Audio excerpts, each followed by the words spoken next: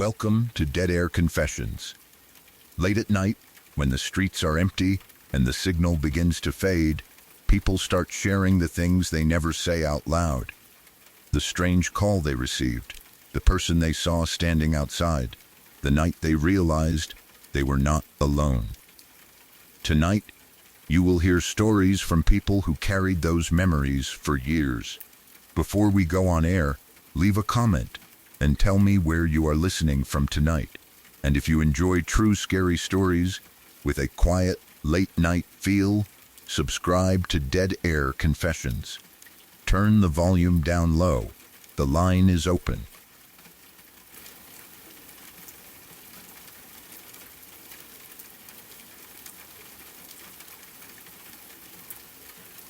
One night, after walking my girlfriend home, I saw a man standing near the entrance to my apartment building.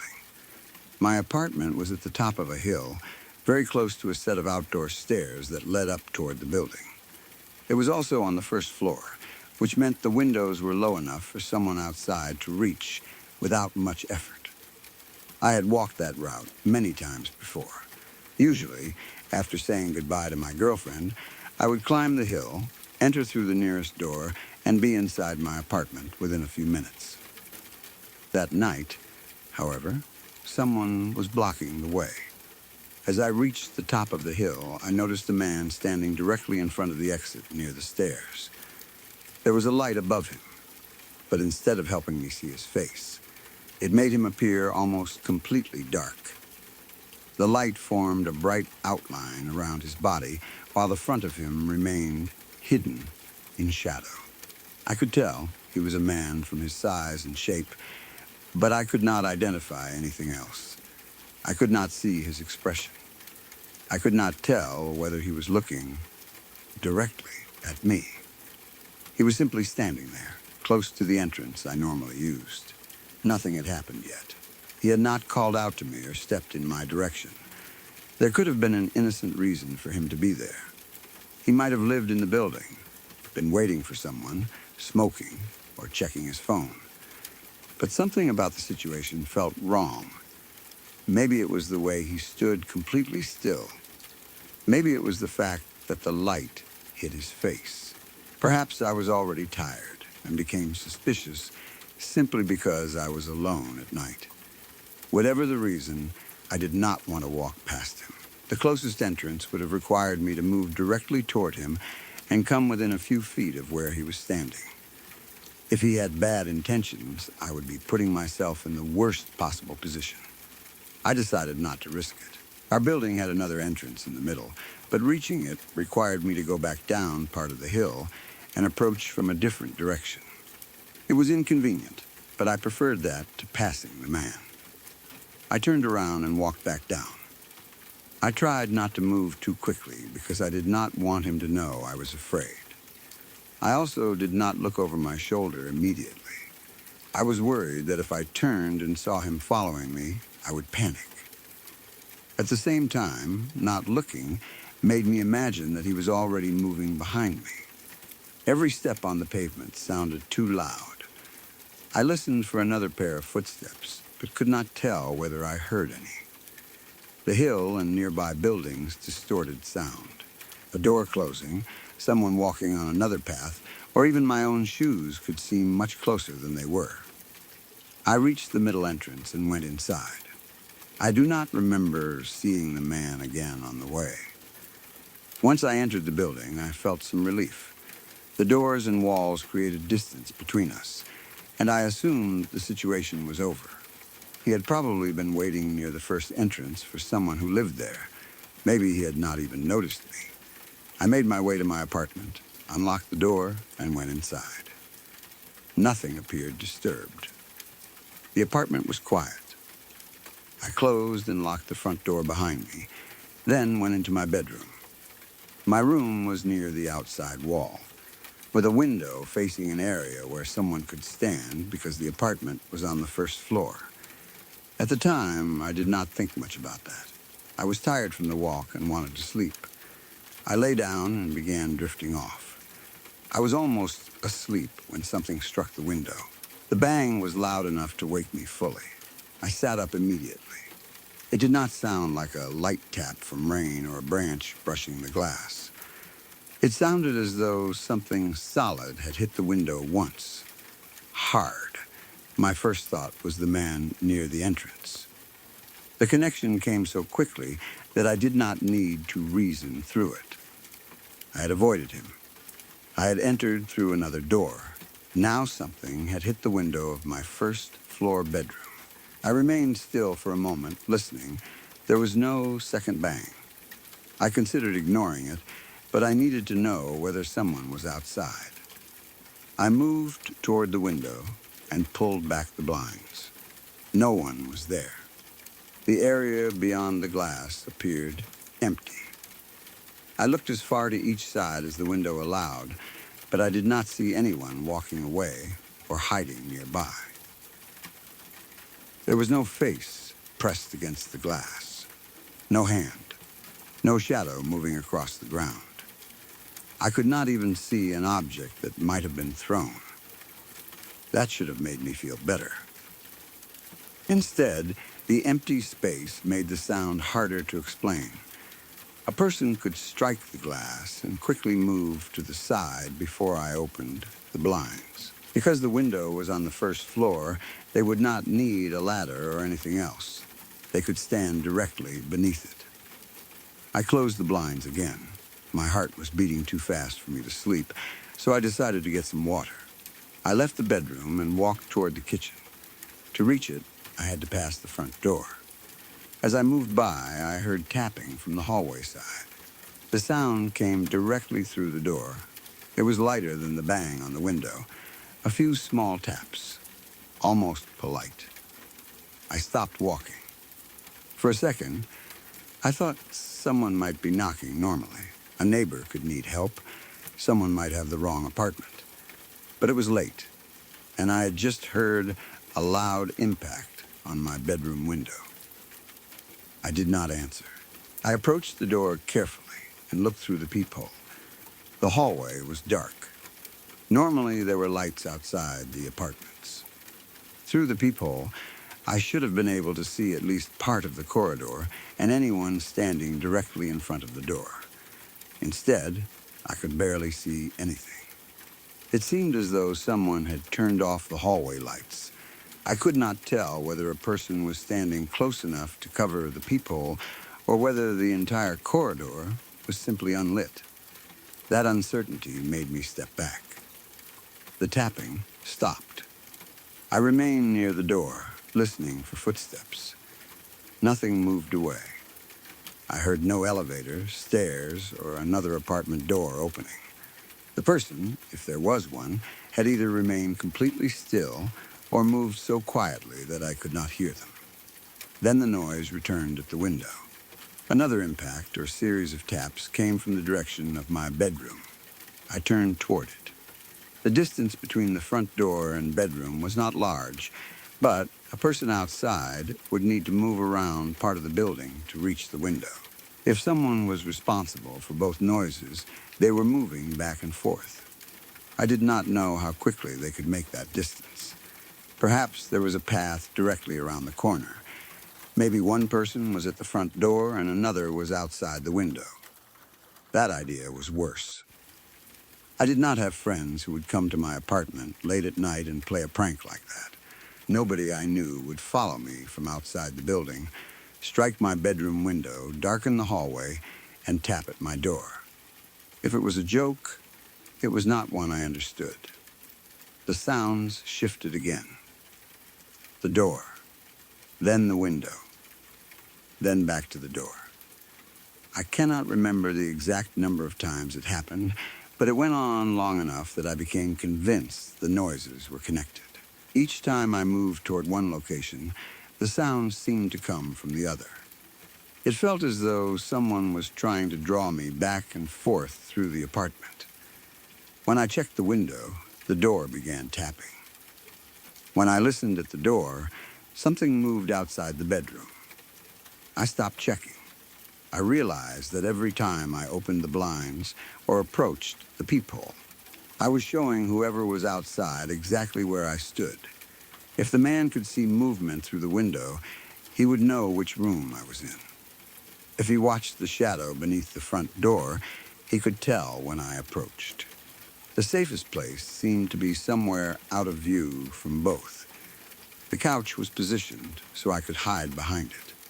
I moved into the living room and lowered myself onto the floor behind it. From there, I could not see the bedroom window, and anyone outside could not easily see me. I felt ridiculous. I was inside my own locked apartment, hiding behind furniture because someone might be moving around outside. But I did not know what else to do. I considered calling someone. I could have contacted the police, a neighbor, or my girlfriend. I do not remember whether my phone was nearby or whether fear simply stopped me from acting rationally. At the time, part of me still worried I was overreacting. What would I report? A man had been standing near an entrance. Something hit my window. Someone tapped at the door. The hallway light appeared to be off. I had not seen a face or caught anyone trying the lock. By the time anyone arrived, the person would probably be gone. I also did not want to make noise. If someone was listening outside, a phone call would confirm that I was awake and alone. So I stayed quiet behind the couch. The noises eventually stopped. I do not remember a final set of footsteps or the sound of anyone leaving. At some point, the apartment became completely still. I remained awake for a long time, waiting for the tapping to start again. Every small noise from the building made me tense. Pipes, floorboards, a vehicle outside, someone moving in another apartment. My mind turned each one into the return of the man.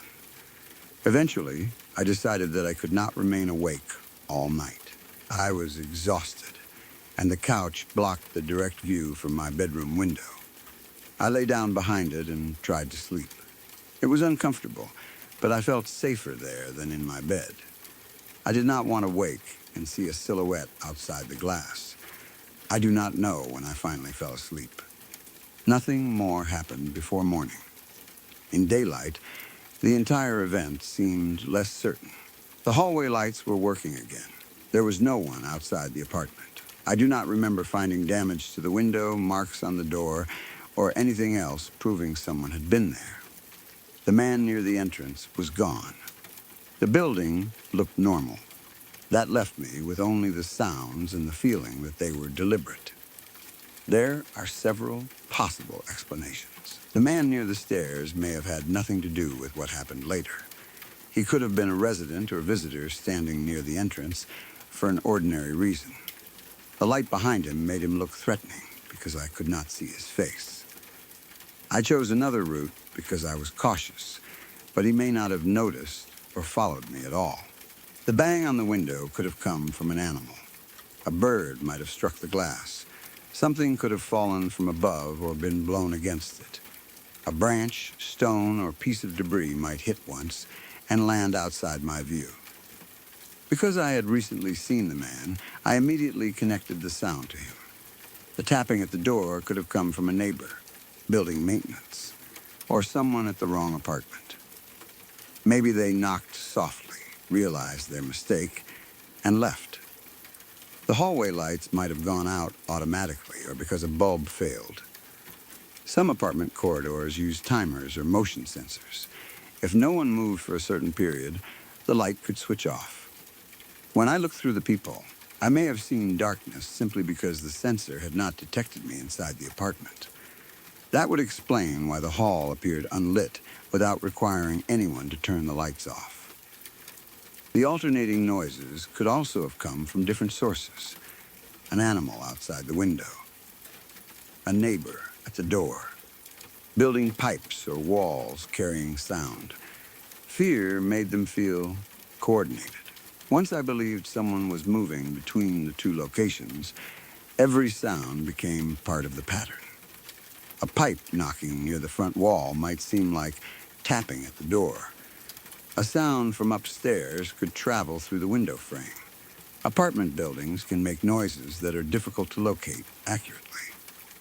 The same sound may seem to move because it echoes through halls, vents, and walls. I was already tired and nearly asleep when the first bang woke me. That is important. A person who has just been pulled from sleep may misjudge sounds and shadows. I could have been in a half-awake state, especially when I first heard the window. The bang may have been part of a dream or a normal sound that my brain interpreted as something more threatening. Once awake and frightened, I connected everything to the man outside.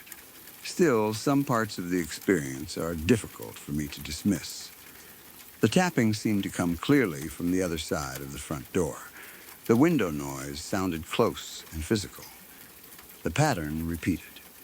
Most importantly, the man had been standing at the entrance nearest my apartment before I chose another way inside.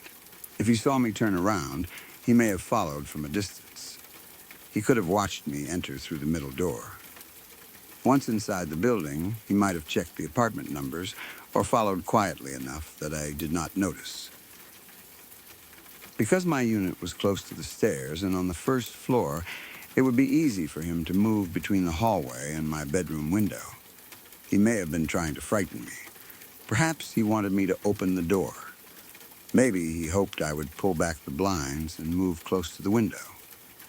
His purpose may have been robbery, intimidation, or something else.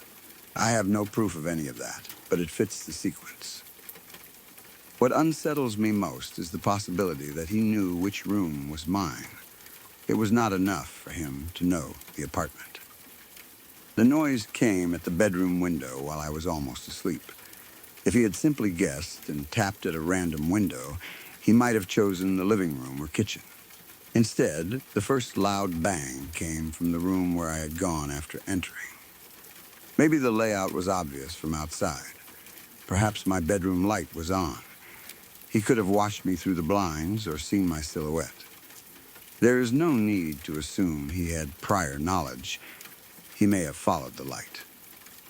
That explanation is still disturbing. It means someone outside was paying close enough attention to determine where I had gone inside my home. The tapping at the door may have been intended to make me leave the bedroom.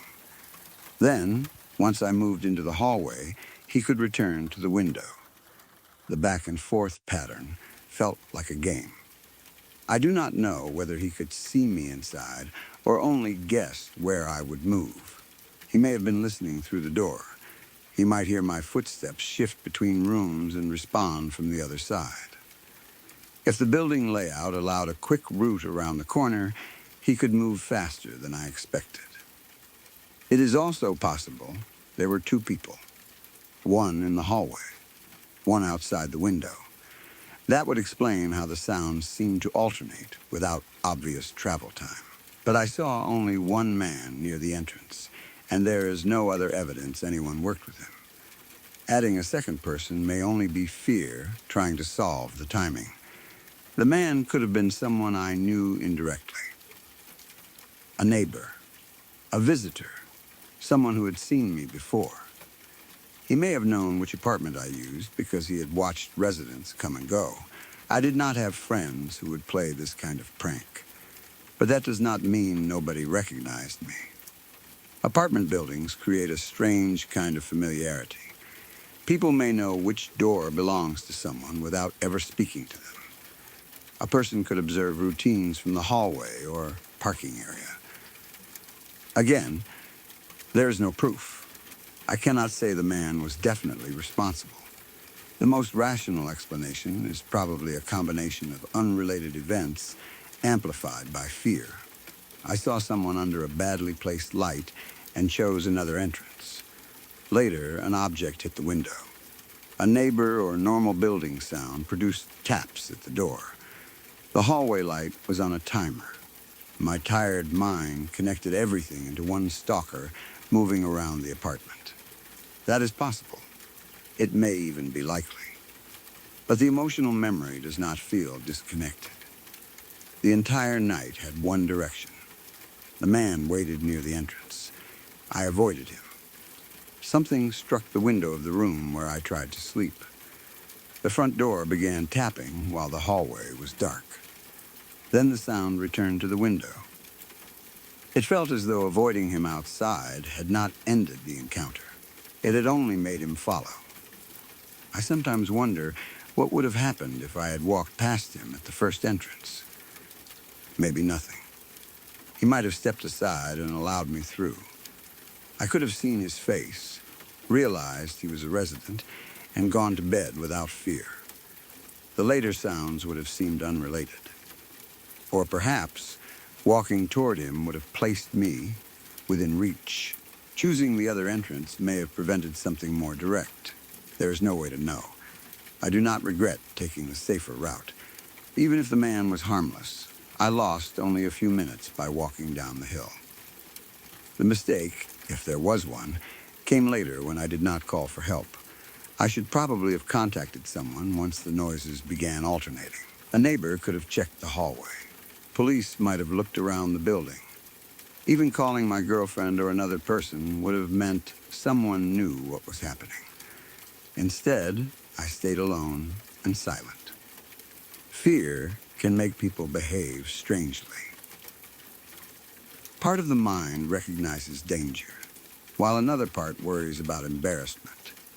I did not want to call emergency services only for them to find an empty hallway and tell me the sound came from a branch. I also feared opening the door to speak with anyone. The safest choice felt like remaining hidden until morning. That decision protected me if someone was outside, but it also guaranteed I would never learn the truth. By the time I checked again, there was nothing to find. No witness, no face, no clear footprints or damage. Only a memory. The darkness through the peephole remains one of the worst parts. A peephole is supposed to provide safety. You can look out without opening the door. That night, it gave me nothing. The hall was so dark that someone could have been standing inches away without being visible. I imagined a face directly on the other side, waiting for the small change in light that would show I was looking back. Maybe the lights were simply off. Maybe nobody stood there. But I could not make myself keep watching. The first floor window felt equally useless. It gave me a view outside, but it also allowed anyone outside to see in. When I pulled the blinds back after the bang, I may have placed my face directly where someone expected it. They could have moved just beyond the edge of the glass. I would see an empty yard while they stood against the wall beside me. That thought occurred after I closed the blinds. It made me unwilling to check again. The couch became the only place that did not feel exposed. It was a pathetic barrier against a real intruder, but it blocked the sightline. I slept on the floor behind it like a child hiding from something in the dark. The difference was that this fear may have involved a real person. There was nothing paranormal about the event. No impossible figure vanished through a wall. No voice came from an empty room. A man stood near my building. Then, someone or something made contact with the door and window. Human explanations were available, and that made it more frightening. A ghost might disappear when morning came. A person could learn where I lived and return. For a while afterward, I paid closer attention near the entrances. I looked at anyone standing under the outside lights. I checked the hallway before unlocking my apartment. At night, I kept the blinds tightly closed and tried not to stand directly in front of the window. Every tap on the glass made me think of that night. I do not remember seeing the same man again. There were no repeated incidents. That supports the idea that the sounds were coincidence or a one-time prank. If he had been seriously stalking me, I might expect him to return. But not every person who follows someone does so repeatedly. He may have wanted only to frighten me. Perhaps he realized I would not open the door and lost interest. The absence of another encounter does not explain the first one. What stays with me is how carefully the situation seemed to close around the apartment. Outside, I had space to avoid the man, I could turn around, go down the hill, and choose another entrance. Inside, that freedom disappeared. The door and window became the only boundaries between me and whoever might be outside. The tapping moved between them. Each sound reminded me that the apartment was not as private as it felt. A person in the hallway could reach the front door. A person outside could reach my bedroom glass. They did not need to enter to make me feel trapped. Maybe the entire event began with an innocent stranger and ended with normal building noises. That is the explanation I try to accept. The man was waiting for someone. A bird or stone hit the window. A neighbor tapped on the wrong door. The hall light switched off automatically. My fear connected all of it, but I still remember the timing too clearly. The bang came just as I was falling asleep. The tapping started when I passed the front door. Then the noise returned to the window, back and forth, as though someone knew where I was moving. I eventually stopped responding. I hid behind the couch and remained silent. Only then did the apartment become quiet. I never saw the man's face. I never learned whether he lived in the building or followed me from the entrance. I never found out who was tapping. All I know is that I avoided a dark silhouette near the stairs, entered through another door, and believed I had reached safety. Then, something struck the window beside the room where I slept. When I checked, nobody was there. A few minutes later, fingers tapped from the dark hallway outside my front door. And for the rest of the night, the sound kept moving between the two places, as though whoever stood outside already knew the exact shape of my home and was waiting for me to come close enough to look.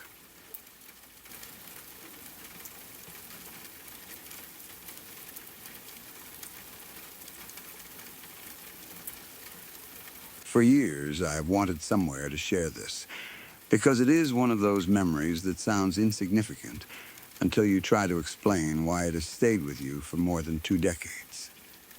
It happened not long after the first Metal Gear Solid game came out. My brother and I used to play it together for hours. Usually he controlled the game while I sat beside him and watched. Even though only one of us had the controller, it felt like we were both playing. We discussed where to go, what weapons to use, and whether we had missed any items. At that age, games like that felt much larger than they really were. The environments seemed endless, and every new corridor might contain a guard, trap, hidden item, or cutscene. We did not have online guides open beside us. We had to explore, fail, remember what happened, and try again. There was one section involving a long corridor or open passage. I do not remember every exact detail now, and I may be mixing up whether it was a sniper rifle, binoculars, or another first-person viewing tool. What I remember clearly is that once you moved far enough down that corridor, you were captured by soldiers. At the time, neither of us knew that was about to happen. My brother reached the area and stopped near the entrance. There was a large open space ahead, and because the game encouraged caution, he decided to look down the corridor before moving forward. He raised either the binoculars or the sniper scope. The view changed. For about half a second, I saw a soldier. He was wearing blue. The image appeared so naturally that I did not question it. I did not shout or say that something strange had happened. I did not think I had seen a ghost, hidden message, or impossible game character. I simply assumed my brother had seen the same guard. There are bad guys ahead, I told him. I suggested that he search the area for anything useful or try to shoot them before continuing. To me, it was an ordinary observation. A soldier had appeared in the scope, so obviously the corridor was guarded. My brother looked confused. He said he had not seen anyone. I thought he had simply missed the figure. Maybe he had moved the scope too quickly or had been looking at another part of the screen. I told him to check again. He raised the viewing tool and looked down the corridor a second time. There was nothing there. No soldier in blue. No movement. The corridor looked empty. I stared carefully, expecting the guard to step back into view. He never did. At that point, I was confused, but not yet frightened. Video games contain enemies that patrol, hide, or move behind objects. Perhaps the soldier had walked away during the second it took us to speak. Maybe the game had briefly loaded him, then removed him. My brother continued forward. When he crossed the corridor, the game triggered the capture sequence. Soldiers appeared exactly where I had warned him there would be danger. That was when both of us became surprised. My brother had not seen anyone through the scope, but I had somehow described the threat before the game revealed it. For him, it was strange. For me, it was shocking. I knew what I had seen. The image had not been vague. I had not noticed the blue shape and guessed it was a person only after the capture scene. I remembered a military figure standing ahead in the corridor. The appearance lasted for only half a second, but it was long enough for my mind to accept it as part of the game. I spoke before the ambush happened because I believed the soldier was physically present on the screen. Then we checked again and found nothing. That is the entire event. Nothing came out of the television. The console did not behave strangely afterward. There were no voices, messages, or other impossible images. It was only a brief glimpse of a soldier who apparently was not there. But the moment has stayed with me more clearly than many larger events from that period of my life. Even after 20 years, I can remember the feeling of seeing him. I remember how normal it seemed. That may be the most unsettling part. If the image had looked distorted, transparent, or obviously separate from the game, I would have reacted with fear immediately. Instead, the soldier belonged perfectly in the scene. His uniform matched the environment. His presence made complete sense. The corridor was dangerous, and he looked like the person guarding it. My brain accepted him without hesitation. Only after my brother denied seeing him did the image become strange. There are several normal explanations.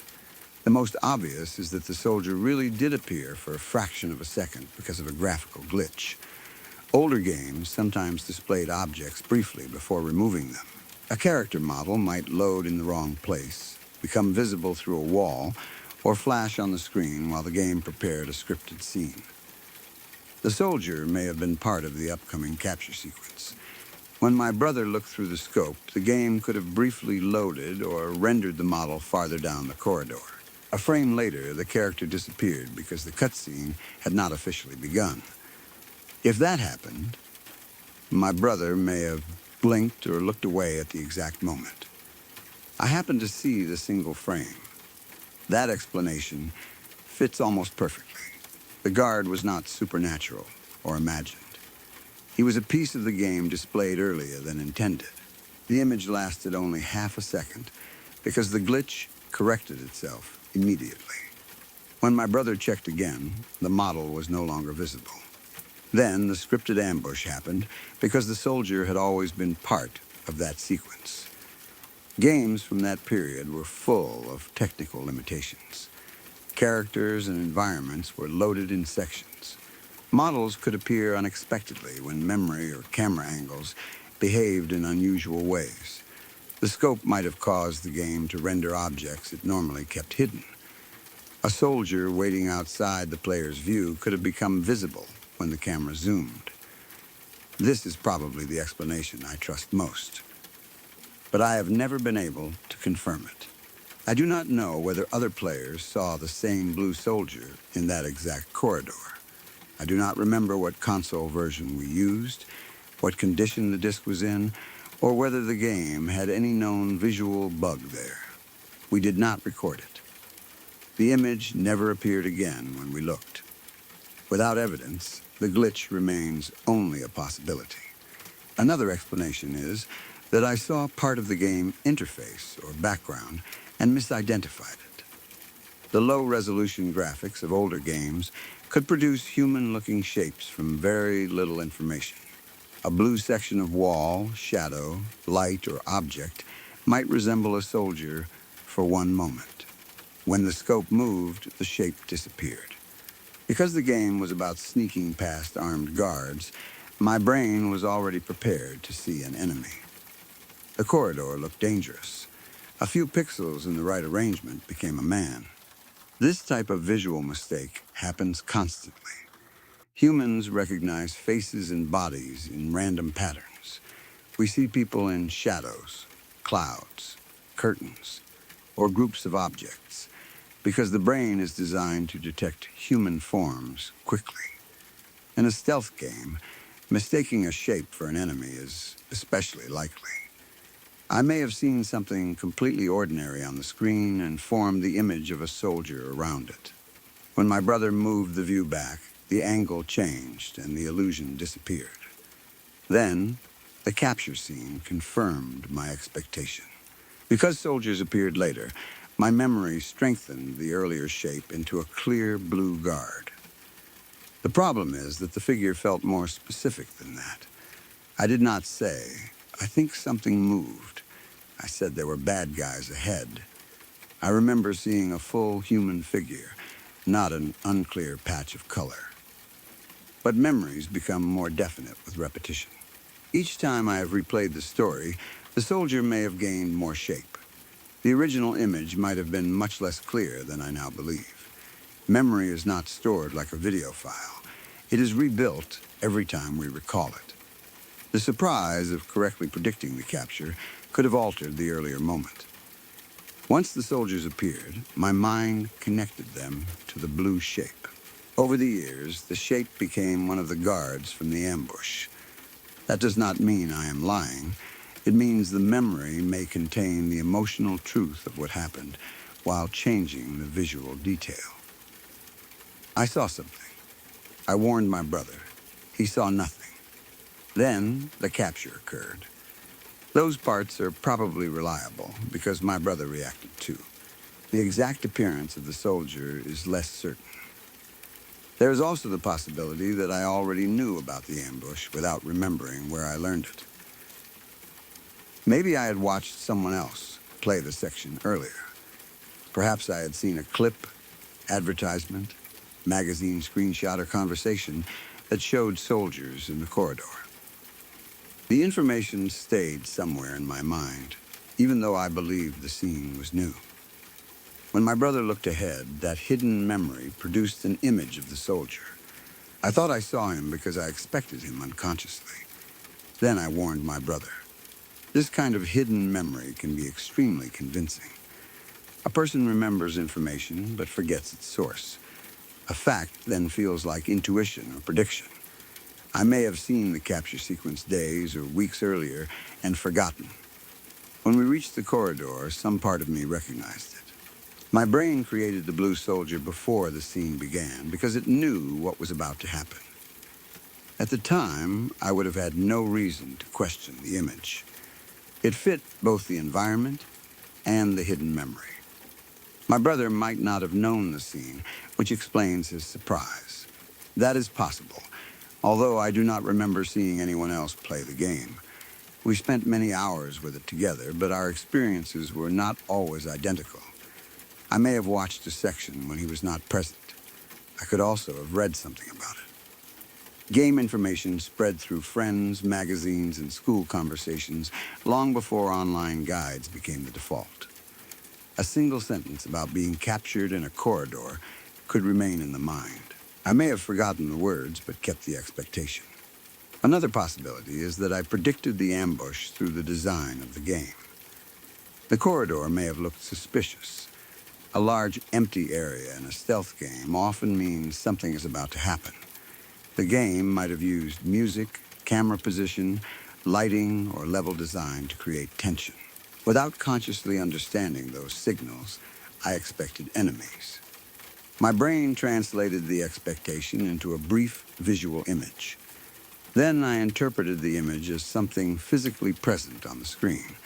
When the soldiers appeared, The prediction seemed impossible, even though it came from normal pattern recognition. People often know something is about to happen in a film or game because the scene has been designed to guide them. A doorway, silence, or change in perspective tells the audience that danger is ahead. The prediction feels intuitive because the cues operate below conscious attention. I may have noticed that the corridor was too empty. I may have heard a musical change or recognized that the game was preparing a scripted event. My mind produced the soldier because that was the most likely threat. This explanation accounts for the accuracy without requiring any visual glitch. But it does not fully explain why I believed I had actually seen him. Expectation can affect perception strongly. Experiments show that people are more likely to report seeing objects they expect, especially when the visual information is brief or unclear.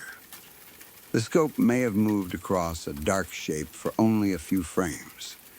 My expectation completed it into a guard. To me, the figure was real. To my brother, who may have focused on another part of the screen, nothing appeared. The capture then confirmed the interpretation. The television itself could also have caused a brief image. Older screens sometimes retained pictures for a moment, reflected objects from the room, or displayed interference. A reflection of someone nearby, a poster, toy, or piece of furniture, could have lined up with the corridor. If the room lighting changed, or we moved, the reflection vanished. A blue object behind us could appear on the dark television screen as a human figure. However, I remember the soldier looking like part of the game rather than a reflection.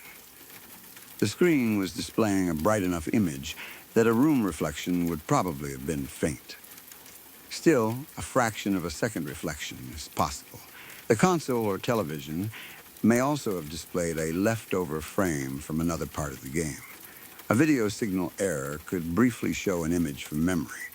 The capture scene or a previous view of a soldier might have flashed on the screen before returning to the corridor.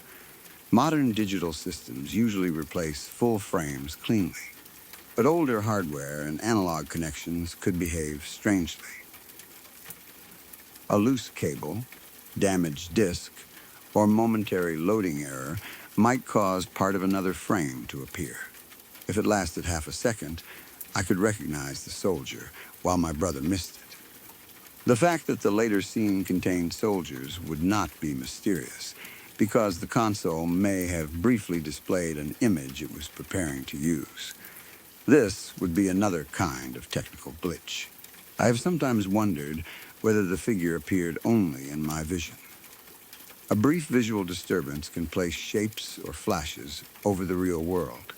Afterimages, eye strain, fatigue, or migraines can create colored forms. We had probably been playing for hours. Staring at a screen in a dark room could make my eyes tired. A blue human-like afterimage from an earlier scene might have remained in my vision and overlapped the corridor. When I blinked or shifted focus, it disappeared. Because the figure fit the game, I assumed it was on the television. My brother saw nothing, because the image existed only in my visual system.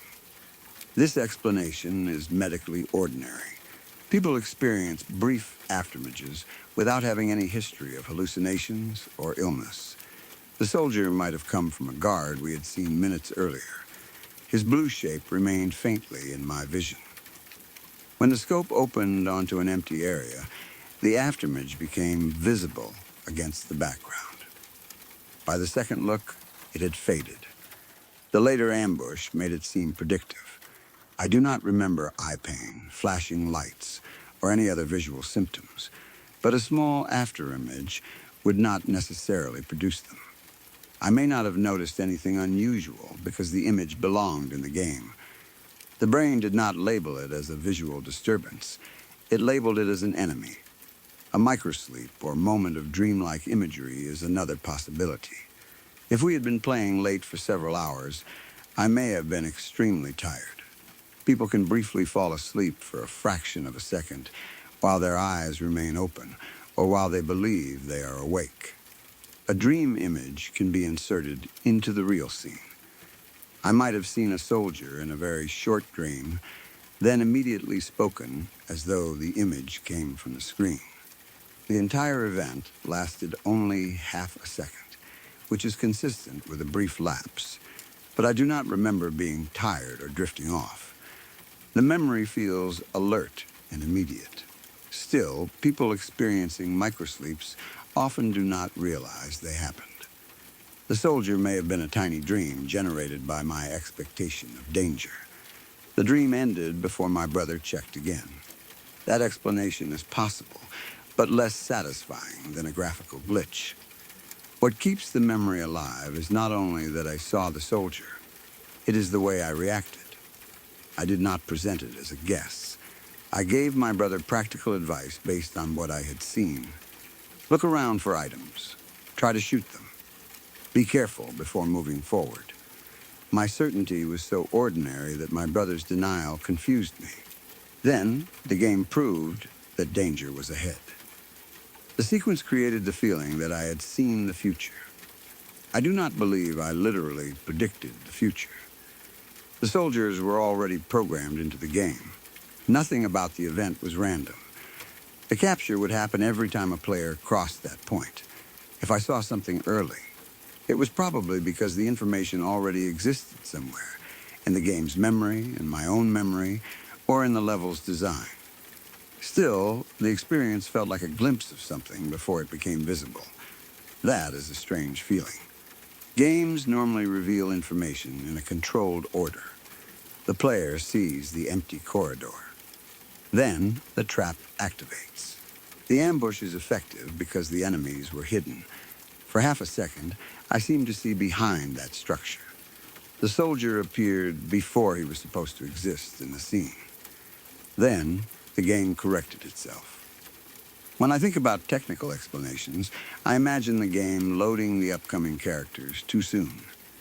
Perhaps the soldier model was stored just outside the playable area. The scope changed the camera's field of view and exposed him through a gap. Maybe he stood behind an invisible barrier waiting for the trigger. For one frame, the camera clipped through something and showed his body. Then, the normal view returned. This is common enough in games. Players sometimes see enemies through walls, beneath floors, or before cutscenes begin. The blue uniform may have belonged to one of the soldiers waiting for the capture event. My brother missed the frame because he was moving the scope. I saw it because I was watching the entire screen rather than controlling the aim. This difference matters. The person using the controller often focuses on the center, crosshair, or movement. The observer watches more broadly. I might notice something at the edge that the player does not. The soldier could have flashed near one side of the screen. My brother's attention remained on the aiming controls, so he never saw it. When I told him to look again, the camera angle was slightly different, and the glitch did not repeat. That seems very plausible. I have considered searching for footage of the exact section, but after so many years, I am not sure I could identify the moment correctly. The game contains many corridors, guards, and scripted scenes. My memory of the weapon or viewing tool is uncertain. I might locate the wrong section and draw conclusions from it, even if another player recorded a similar glitch. Proving that our console produced the same one would be impossible. The original disc and system are probably long gone. The event survives only through memory. My brother's reaction is the closest thing I have to a witness. He did not see the soldier, but he remembered that I warned him before the capture. At least, that is how I remember his reaction.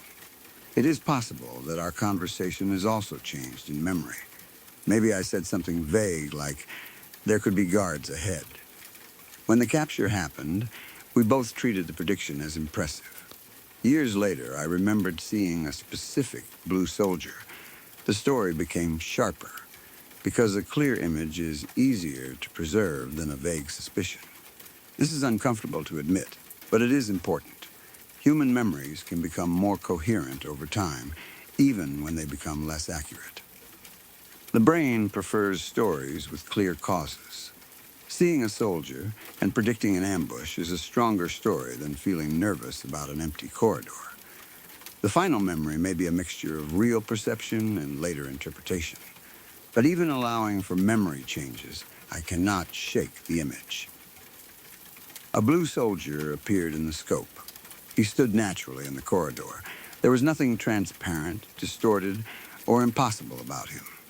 Then he was gone.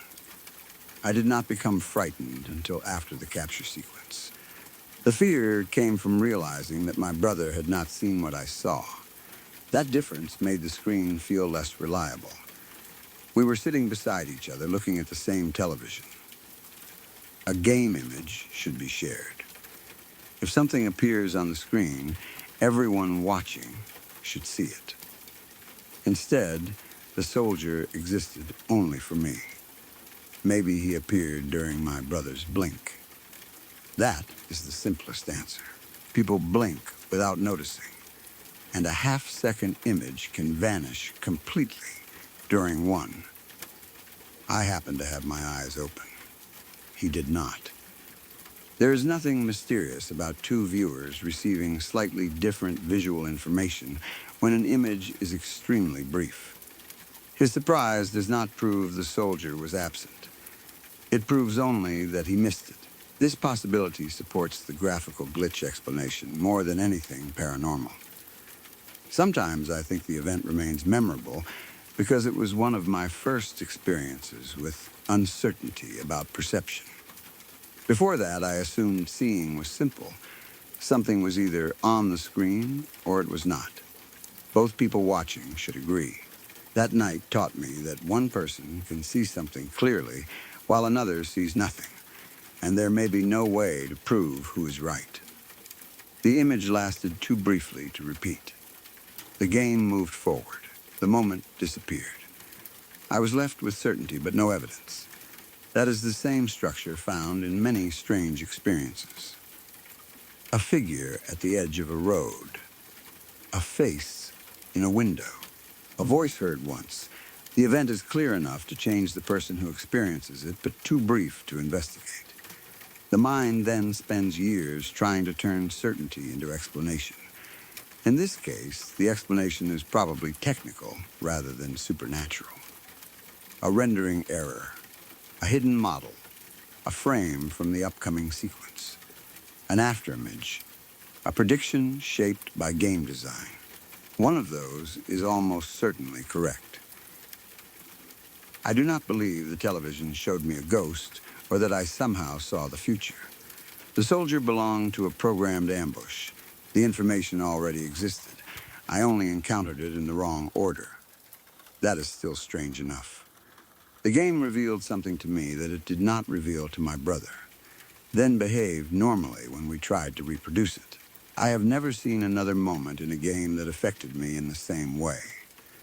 There have been glitches, disappearing characters, corrupted textures, and strange sounds. Those are obvious technical failures.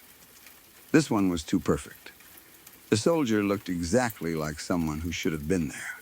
He appeared just long enough to give useful information. Then, the capture confirmed it. It felt less like a broken game and more like a warning. That is how it remains in memory, not as a frightening face or distorted object, but as a completely ordinary enemy standing where the game insisted there was nobody. My brother continued playing after the capture. The story moved forward, and we probably spent many more hours trying to finish the game. Life continued normally. I do not remember us discussing the soldier for very long that day. There was no explanation available, so we moved on. But I carried the moment. 20 years later, I can still return to that room in my mind. My brother has the controller. The corridor opens ahead. He raises the scope. For half a second, a blue soldier stands in the distance. I see him so clearly and naturally that I do not even react with surprise.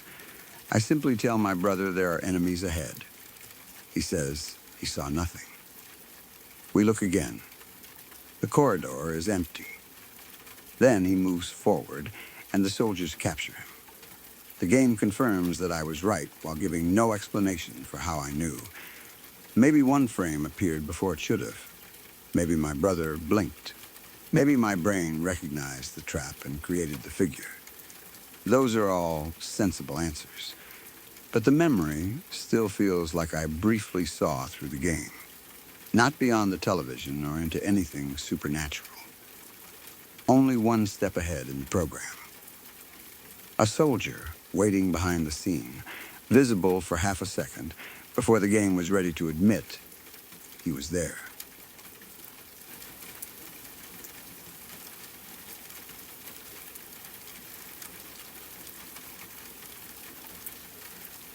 We will get back to the next confession in a moment.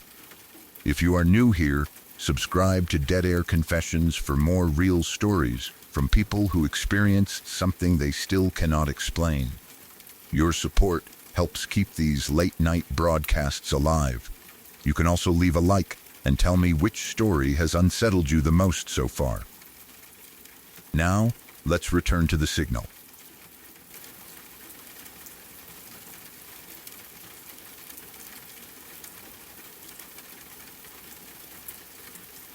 When I was about 3 or 4 years old, my family lived in a single-story ranch-style house. At that age, my parents had decided I was independent enough to sleep in my own bedroom.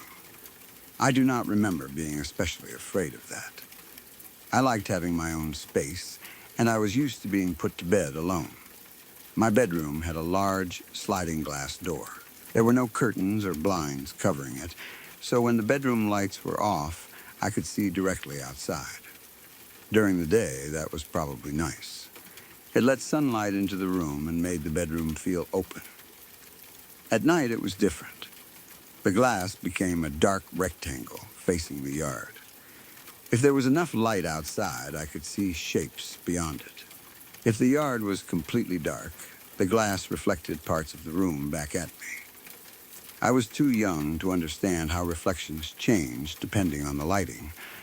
To me, the sliding door was simply a window large enough for someone to stand behind. One night, my parents put me to bed at around 9.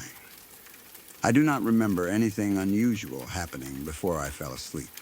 There had been no storm, strange visitor, or frightening conversation earlier in the evening. I went to sleep normally. A couple of hours later, I woke up. I do not know what woke me. I did not hear the glass door opening. There was no knock, scratching, or voice calling me. I simply opened my eyes in the dark room. Then, I looked toward the sliding door. There was a face outside. At least, I believed it was outside. It was positioned against the glass, floating at about the height of an adult's head. The face did not look human in a normal way. It looked animated, almost like a cartoon face projected into the darkness. Its surface was covered in horizontal stripes of color. I remember yellow, red, green, blue, and white running across it. The colors were bright enough to separate the features from the darkness, but they did not look like ordinary skin or painted makeup. The stripes seemed to be part of the face itself. It was smiling. That should have made it look friendly, but it did not. The smile appeared fixed and unnatural. The face was not looking directly at me. Its eyes seemed focused slightly away from where I was lying, as though it were watching something beside me or farther inside the room. That somehow made it worse. If it had stared directly at me, I might have understood that it knew I was awake. Instead, it seemed to be floating there for its own reason, smiling at something I could not see. I could see it blink. That detail is what made the face feel alive.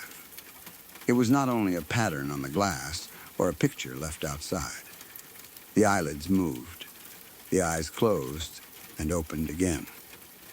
The face remained suspended with no visible neck, shoulders, or body beneath it. I could not see anyone holding it. There was only the colorful head in the darkness. I stared at it, frightened and confused. At 3 or 4 years old, I did not have many ways to explain what I was seeing. I knew what people looked like. I knew what toys and cartoons looked like. This seemed to exist somewhere between those things. It had a human face, but the colors and the way it floated made it look unreal. I reached for the bedroom light and switched it on. The face disappeared. The yard beyond the sliding door looked empty. There was no person standing against the glass. No mask, no toy, no reflection shaped like a head.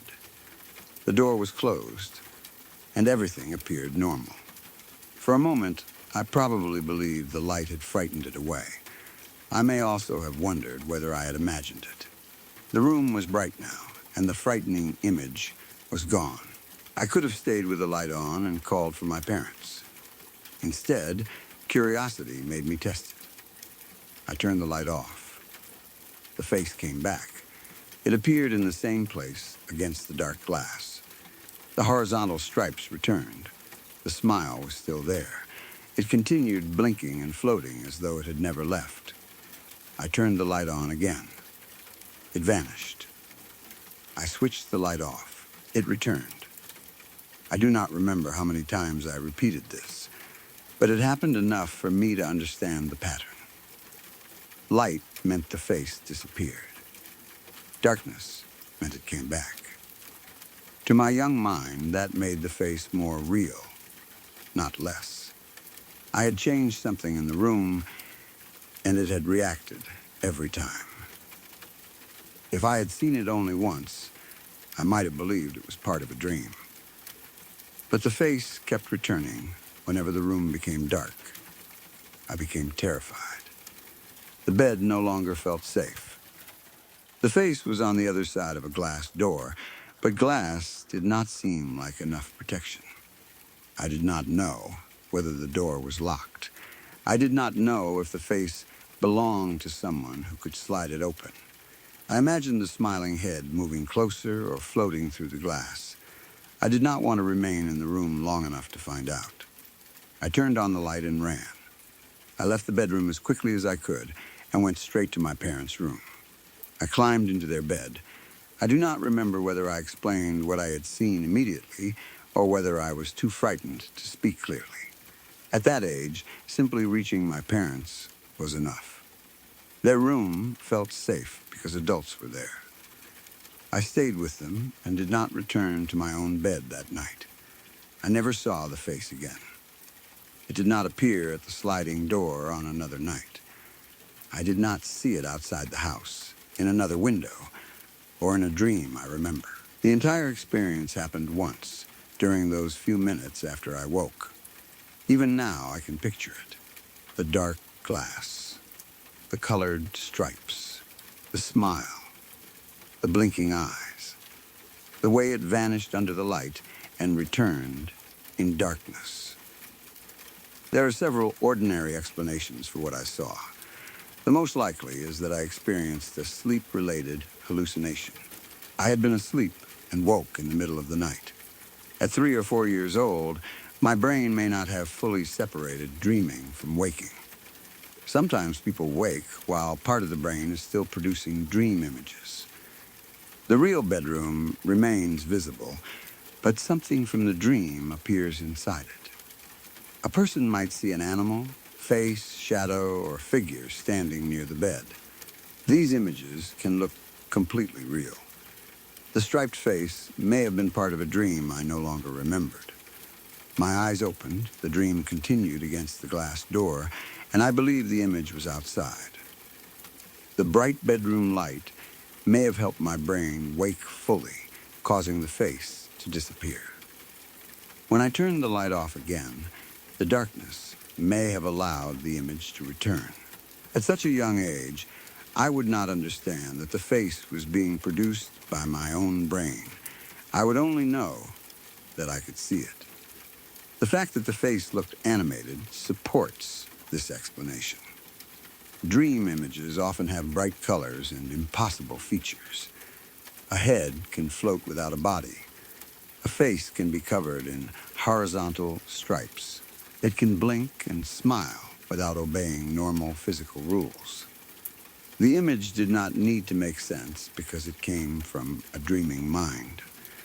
The fixed smile may also have come from a cartoon, toy, book, or television program I had seen earlier. Children absorb visual images without remembering where they came from. A colorful face from a show could return in a dream, changed enough to feel unfamiliar. Another possibility is that the face was a reflection. When a room is dark and there is some light inside or behind the viewer, glass can act like a mirror. The sliding door may have reflected an object from my bedroom. A toy, lamp, blanket, piece of furniture, or decoration could create the outline of a face. The horizontal colors might have come from something striped inside the room. Perhaps I had a colorful toy, pillow, or picture positioned where it reflected onto the glass. The face disappeared when I turned on the light because the brighter room changed the reflection or allowed me to recognize the object. Then, when I switched the light off, the same dark reflection returned. This explanation fits the repeated pattern very well. The face did not need to exist outside. It may have been a combination of objects behind me reflected in the glass, but I remember it blinking. A stationary reflection should not blink unless something in the room moved. There could have been several reasons for that. A light from outside might have changed as a car passed. Tree branches could have moved across the reflection, briefly covering the eyes. I may have blinked myself and believed the face had done it. When people stare at a dark shape for too long, their vision can create movement that is not actually there. Small changes in focus can make eyes appear to open and close. At 3 or 4, I would interpret those changes as a living face. The striped colors might also have come from outside. A sign, toy, wind decoration, balloon, or piece of fabric could have been near the glass. If it moved slightly in the dark, it might resemble a floating head. A colorful ball could reflect light in a way that created face-like features. Someone may have left an object in the yard that I had never noticed during the day. When I turned on the bedroom light, the glare on the glass could prevent me from seeing outside clearly, making the object disappear. When I turned the light off, my eyes adjusted and the shape returned. This is the opposite of how I understood it as a child. I believed the face disappeared because of the light. In reality, the light may only have made the glass reflective enough to hide what was outside. If the object remained there the whole time, that would explain the consistent position. It could have been a garden decoration, toy, or even a person wearing something colorful. A real person is possible, but less likely. Someone could have stood outside the sliding door wearing a striped mask. They might have been playing a cruel joke or trying to look inside. The face could have disappeared when the light came on because the person stepped away, then returned when the room became dark. But repeating that movement several times without making noise would require them to know exactly when I used the switch. They would also need to move very quickly. I saw no body, and I never heard footsteps or the door being touched. There was no later sign that anyone had been outside. A stranger repeatedly approaching a small child's bedroom window would be extremely disturbing, but there is no evidence that happened. The floating appearance makes a reflection or hallucination more likely. The face may also have been created by light outside. Passing cars can project colored reflections across windows. Television light from another room, street lights filtered through objects, or decorative lights could form moving patterns. If several colored bands crossed a face-like shape, my mind might organize them into an animated head. The eyes and smile may have come from natural gaps between the colors. Humans are extremely good at finding faces in random patterns. We see them in clouds, curtains, electrical outlets, trees, and shadows. A young child lying alone in darkness would be especially likely to turn an unclear pattern into a face. Once the brain decides a face is present, every small change appears intentional. The pattern blinks, the smile moves, the head floats. I may have been looking at nothing more than colors and shadows on the glass. The lack of curtains was important. If the door had been covered, there would have been no dark outside view and no large reflective surface for my imagination to use. The uncovered glass gave the face a perfect place to appear. It also made the bedroom feel exposed. Even if nothing was outside, the possibility of someone looking in was real. Perhaps I already felt uncomfortable about the door, and that fear shaped the hallucination. The image appeared exactly where I would expect a stranger to stand. Memory from that age is not completely reliable either. I was only 3 or 4. The central event may be real, while some details changed over the years.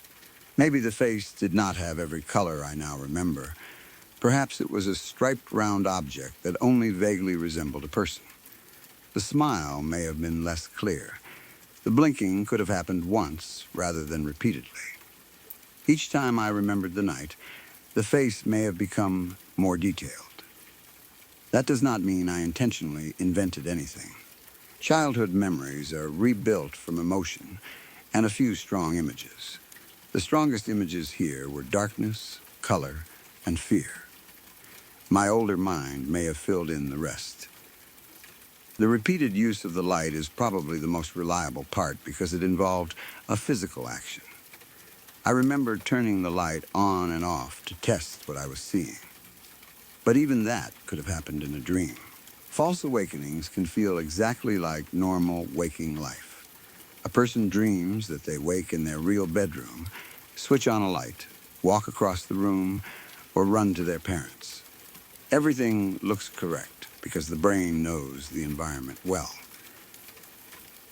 I may have dreamed the entire sequence, including leaving my bedroom and climbing into my parents' bed. Then I woke there in the morning and believed the dream had happened physically. However, my parents may have remembered me entering their room, which would show that at least part of the event was real. I do not know whether they did. I was too young, and I do not remember a detailed conversation afterward. It is possible I really woke, saw something strange, and ran to them. It is also possible the memory combines a dream with a real habit of sleeping in their bed after becoming frightened. The face itself may have come from something I had seen earlier that day. Children's television and toys often use bright stripes and smiling faces. A character could have been printed on clothing, packaging, or a book. My brain may have stored the image and brought it back during the night. The fact that it was not looking directly at me also feels dreamlike. It was present in the room, but not fully aware of me. It behaved more like an image than a person. Still, the blinking gave it life. That small movement is what kept me from believing it was only a decoration. I sometimes wonder whether I would have seen a normal object if I had walked closer to the glass. Maybe the face would have become a ball, sign, or reflection. Perhaps the entire mystery would have ended. But I was 3 or 4 years old. Approaching the door was not an option. From my bed, the face already felt too close. The glass was not protection in my mind. It was only a thin surface separating my room from whatever floated outside. Running to my parents was the safest thing I could imagine. I also wonder why the face was smiling. A neutral or angry face would have been easier to understand as a threat. The smile was frightening because it seemed permanent. It did not change when the eyes blinked. It did not become kinder or more human. It looked like an expression designed to appear friendly, but placed in the wrong situation. A smiling face outside a child's bedroom at midnight is more disturbing than a frown. The smile suggests that whatever is watching enjoys being there. That meaning may have been added by my adult mind. As a child, I may only have recognized the curve of a mouth. But the memory of the smile has remained. The colors have remained too. Yellow, red, green, blue, white, horizontal stripes crossing the entire face. The image did not resemble any normal skin tone. It looked artificial, almost like a television image floating without a screen. Because this happened around the early years of my childhood, I have wondered whether light from a television elsewhere in the house reflected onto the door. A program might have shown a colorful face. The reflection could have appeared at the correct height and vanished when the room light changed. If the image on the television moved, the reflected face could blink. I may have been seeing a distorted reflection from another room or surface. That would explain why it looked animated. A reflection from a screen could produce bright stripes and smooth movement. The problem is that the television would need to remain on after my parents put me to bed, and its angle would need to reach the sliding door. That may have been possible, depending on the house layout. At 3 or 4, I would not know where reflected images came from. I would see only a floating face outside. The face never returned after that night. If a fixed object or reflection in the room caused it, I might expect to see it again under similar conditions. But lighting, screen images, and angles change constantly. The exact combination may have happened only once. If it was a sleep hallucination, one isolated event is also normal. Many people experience a strange image once in childhood and never again. The absence of repeated sightings makes a paranormal explanation less necessary. There was no pattern of activity in the house. No voices. No objects moving. No other figures at the door. Only one strange face during one night. That is why I usually believe it came from sleep, reflection, or childhood imagination. But knowing the likely explanations does not remove the memory. I can still feel the moment I first saw it.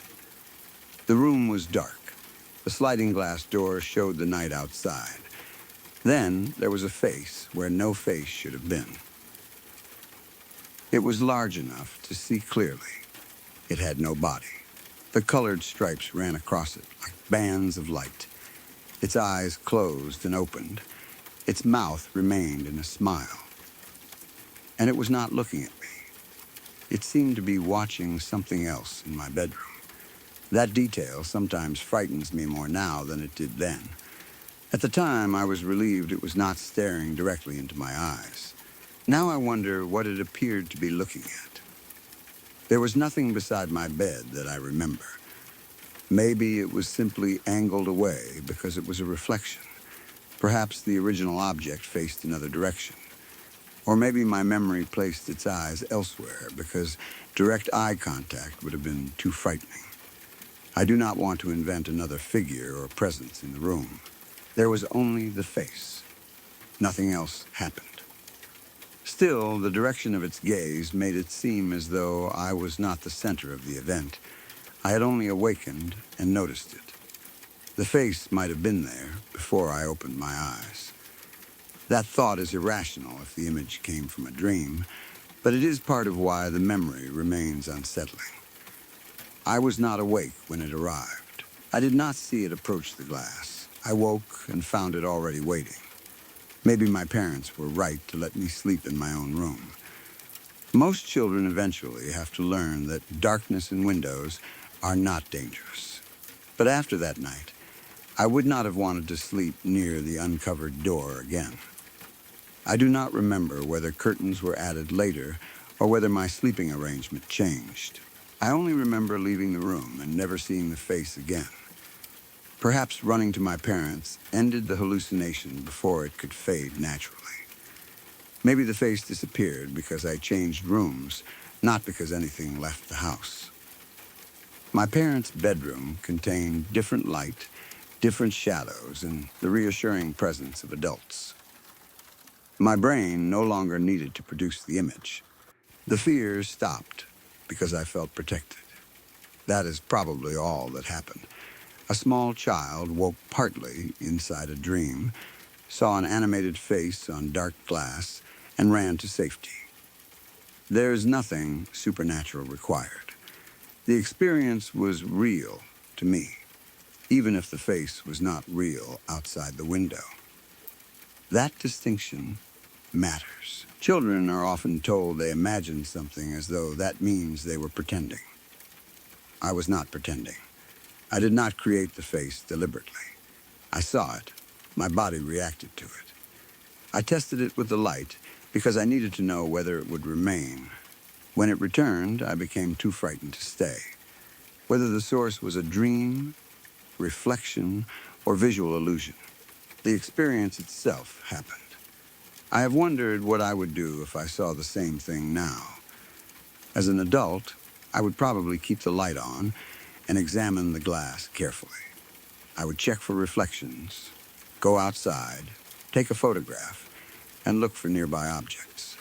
I might discover a simple explanation within minutes. At 3 or 4, I had no such tools. I knew only that the face existed in darkness and disappeared in light. That was enough to send me running. The image has survived because it remained unresolved. If my father had gone into the room and found a colorful balloon outside, I would remember the balloon instead. If my mother had shown me a toy reflected in the glass, the face would have lost its mystery. No explanation replaced it. The childhood image stayed exactly as it appeared. A floating, striped head. A smile. Blinking eyes. A dark yard beyond the sliding door. Most likely, I was half asleep. The colors and animation came from a dream, while the glass door came from the real room. Turning on the light woke me enough to make the image disappear.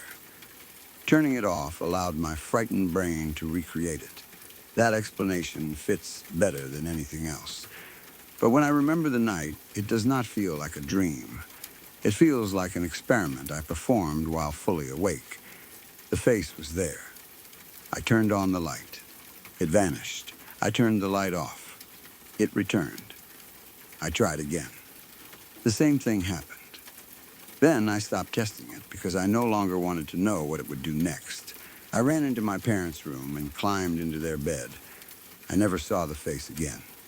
Even now, dark glass doors make me uncomfortable if there are no curtains covering them.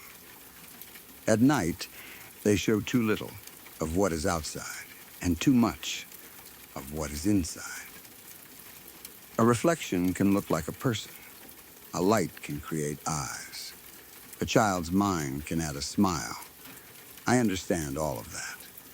But part of me still remembers being very small, lying alone in bed, and realizing that the colorful face did not disappear when I blinked.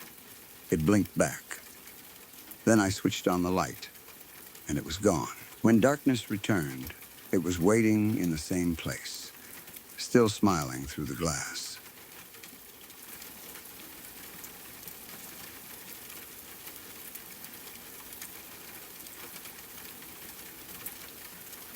When I was around 8 or 9 years old, my family went out for dinner at Red Robin.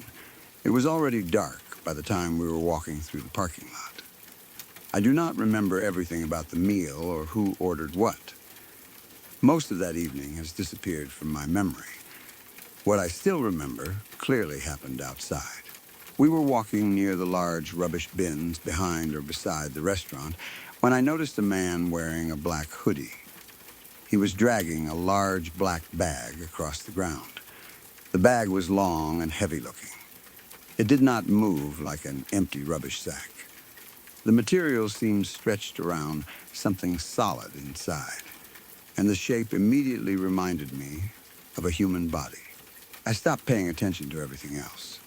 The man continued pulling the bag near the bins. I could not clearly see his face because of the hood and the poor lighting.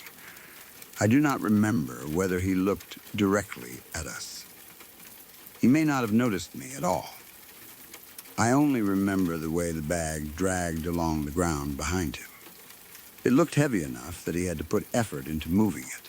The bottom scraped against the pavement, and the shape inside did not shift like loose rubbish. It seemed to remain in one long piece. To me, it looked exactly like a body bag.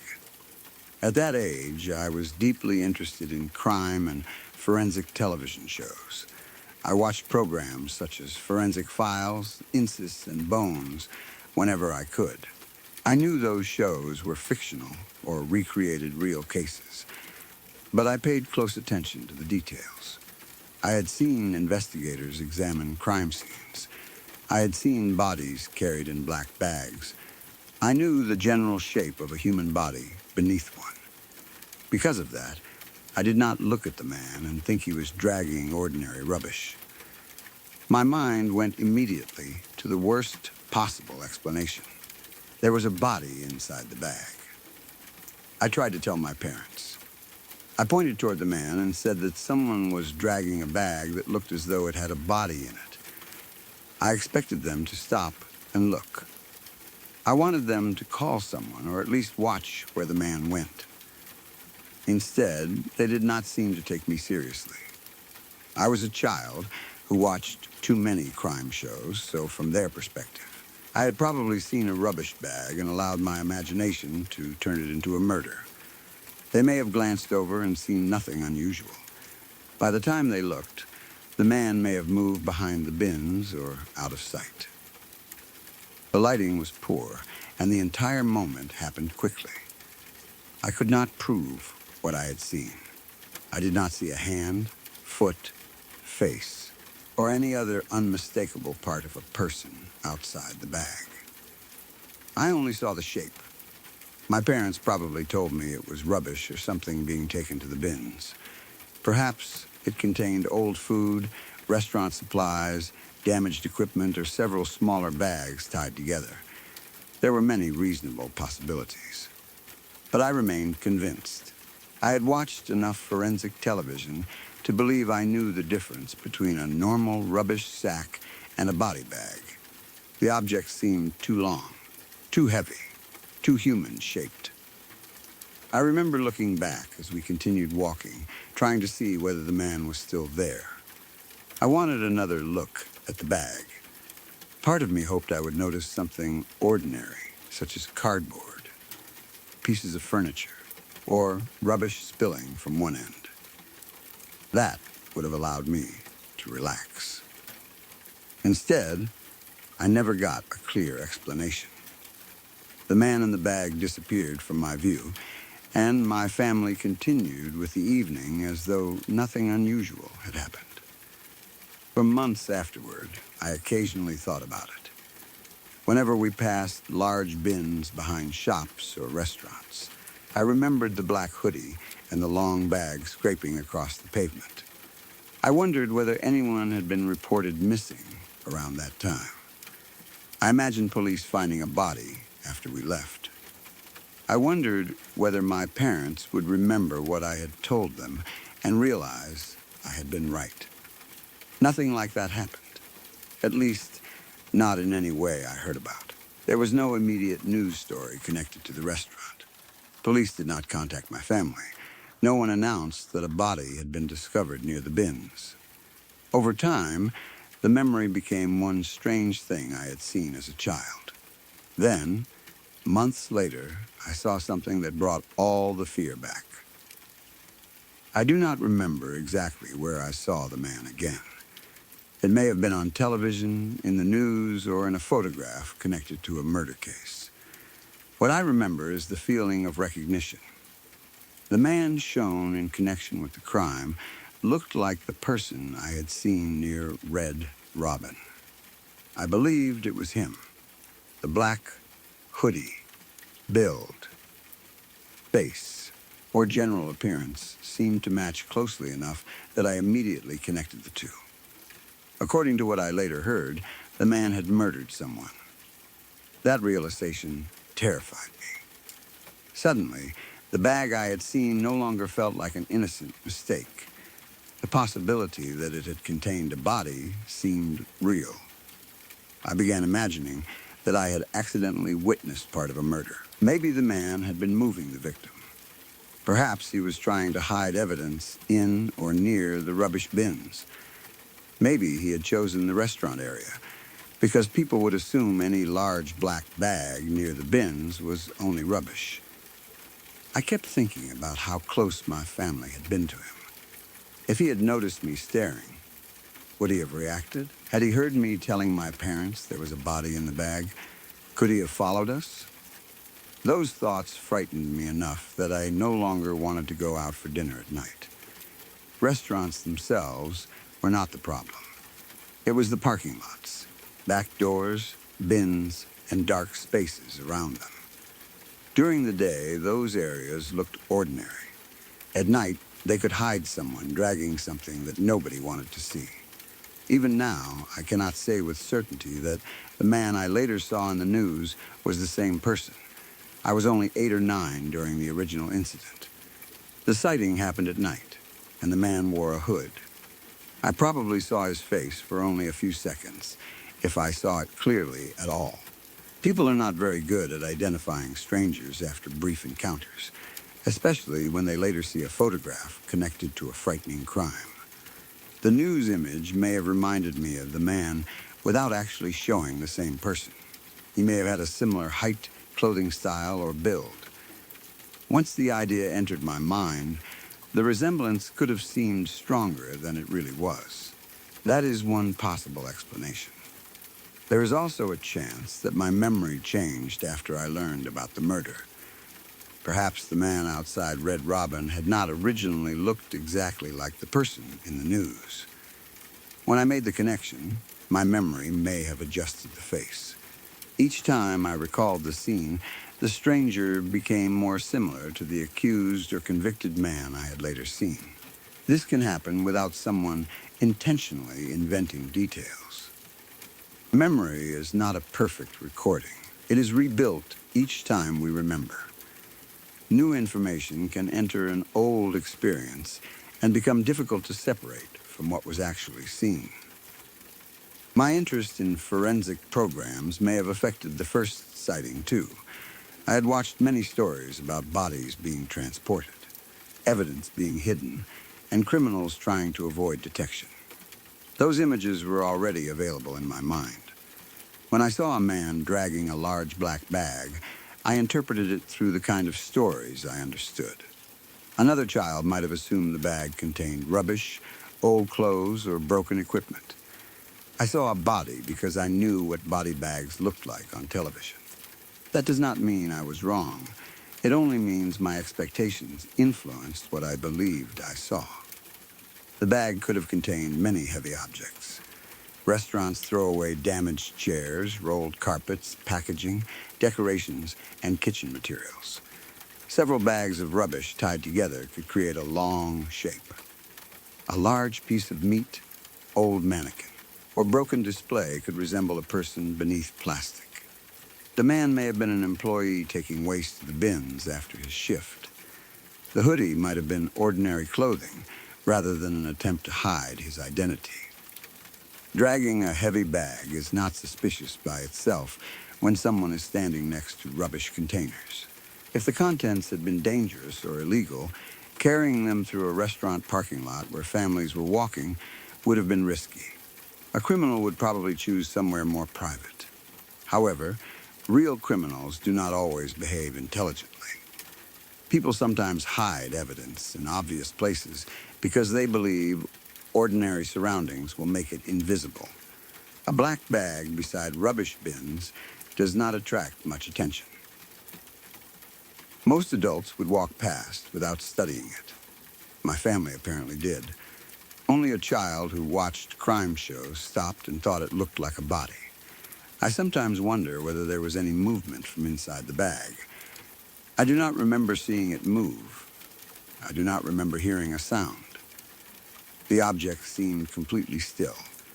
That detail does not prove anything. A bag containing rubbish would remain still. So would a body. I also do not remember a smell, blood, torn plastic, or anything else that would strongly suggest a crime. There was no visible evidence except the shape. The lack of evidence matters. My conclusion came from appearance alone. It may have been correct, but there is no way to prove it now. I do not know the exact date or location well enough to compare the incident with known cases. Even if a murder occurred in the same area around that time, that would not automatically connect it to what I saw. The man may have been an unrelated employee or customer. The later recognition could have been coincidence. There are thousands of people who wear black hoodies and have similar builds. At 8 or 9, I probably did not understand how unreliable brief identifications can be. To me, recognizing someone meant certainty. If a face looked familiar, it had to be the same man. The possibility of two similar-looking strangers did not feel convincing. I was also probably influenced by the emotional satisfaction of finding an answer. For months, I had wondered what was inside the bag. Then I saw a man connected to a murder who looked familiar. The mystery suddenly had a conclusion. I had seen a murderer. The bag contained the victim. My childhood warning had been correct, and the adults had failed to believe me. That is a powerful story for the mind to hold. It turns a confusing memory into a complete sequence. But complete stories are not always accurate. The truth may be much less dramatic. I may have seen a restaurant worker dragging rubbish. Months later, I saw a criminal on television who had a similar appearance. Because of my existing fear, I connected them. The bag became more body-shaped every time I remembered it. The man became more identical to the person in the news.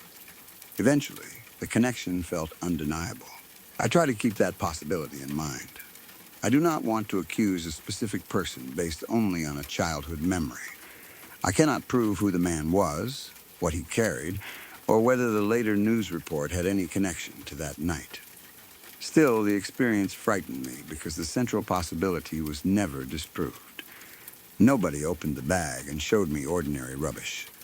No adult walked over and spoke to the man. No one explained why the object had the proportions of a human body. My parents simply continued walking. To them, the incident ended. To me, it remained open. I remember feeling frustrated that they did not listen. I had not pointed at a random shadow or claimed a monster was following us. I believed I was describing a real danger. Even if the bag was innocent, I wanted an adult to check. Children often assume adults can immediately solve anything frightening. A parent can ask questions, call the police, or determine whether someone belongs there.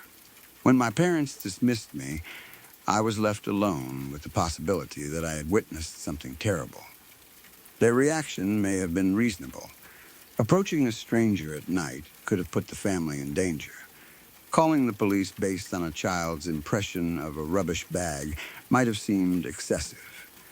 They may have decided the safest action was to leave. Perhaps they watched the man more carefully than I realized. Adults do not always explain every decision to children. They may have seen a restaurant uniform, rubbish labels, or some other ordinary detail that I missed. If so, their lack of alarm makes sense. But I never heard that explanation. I only heard that I was probably imagining it because of the shows I watched. That made me feel as though my interests had been used against me. Yes, I liked forensic programs. Yes, they made me more likely to think about crimes. But they also taught me that dangerous situations sometimes look ordinary at first. A body can be hidden in a bag. A criminal can stand in a public place. Evidence can be moved while other people are nearby.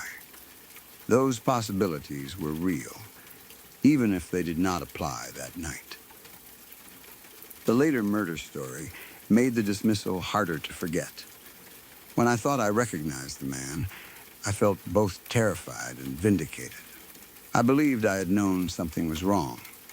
My parents had ignored it. Then the truth appeared months later. I cannot remember whether I told them about the supposed match. If I did, They may have dismissed that too.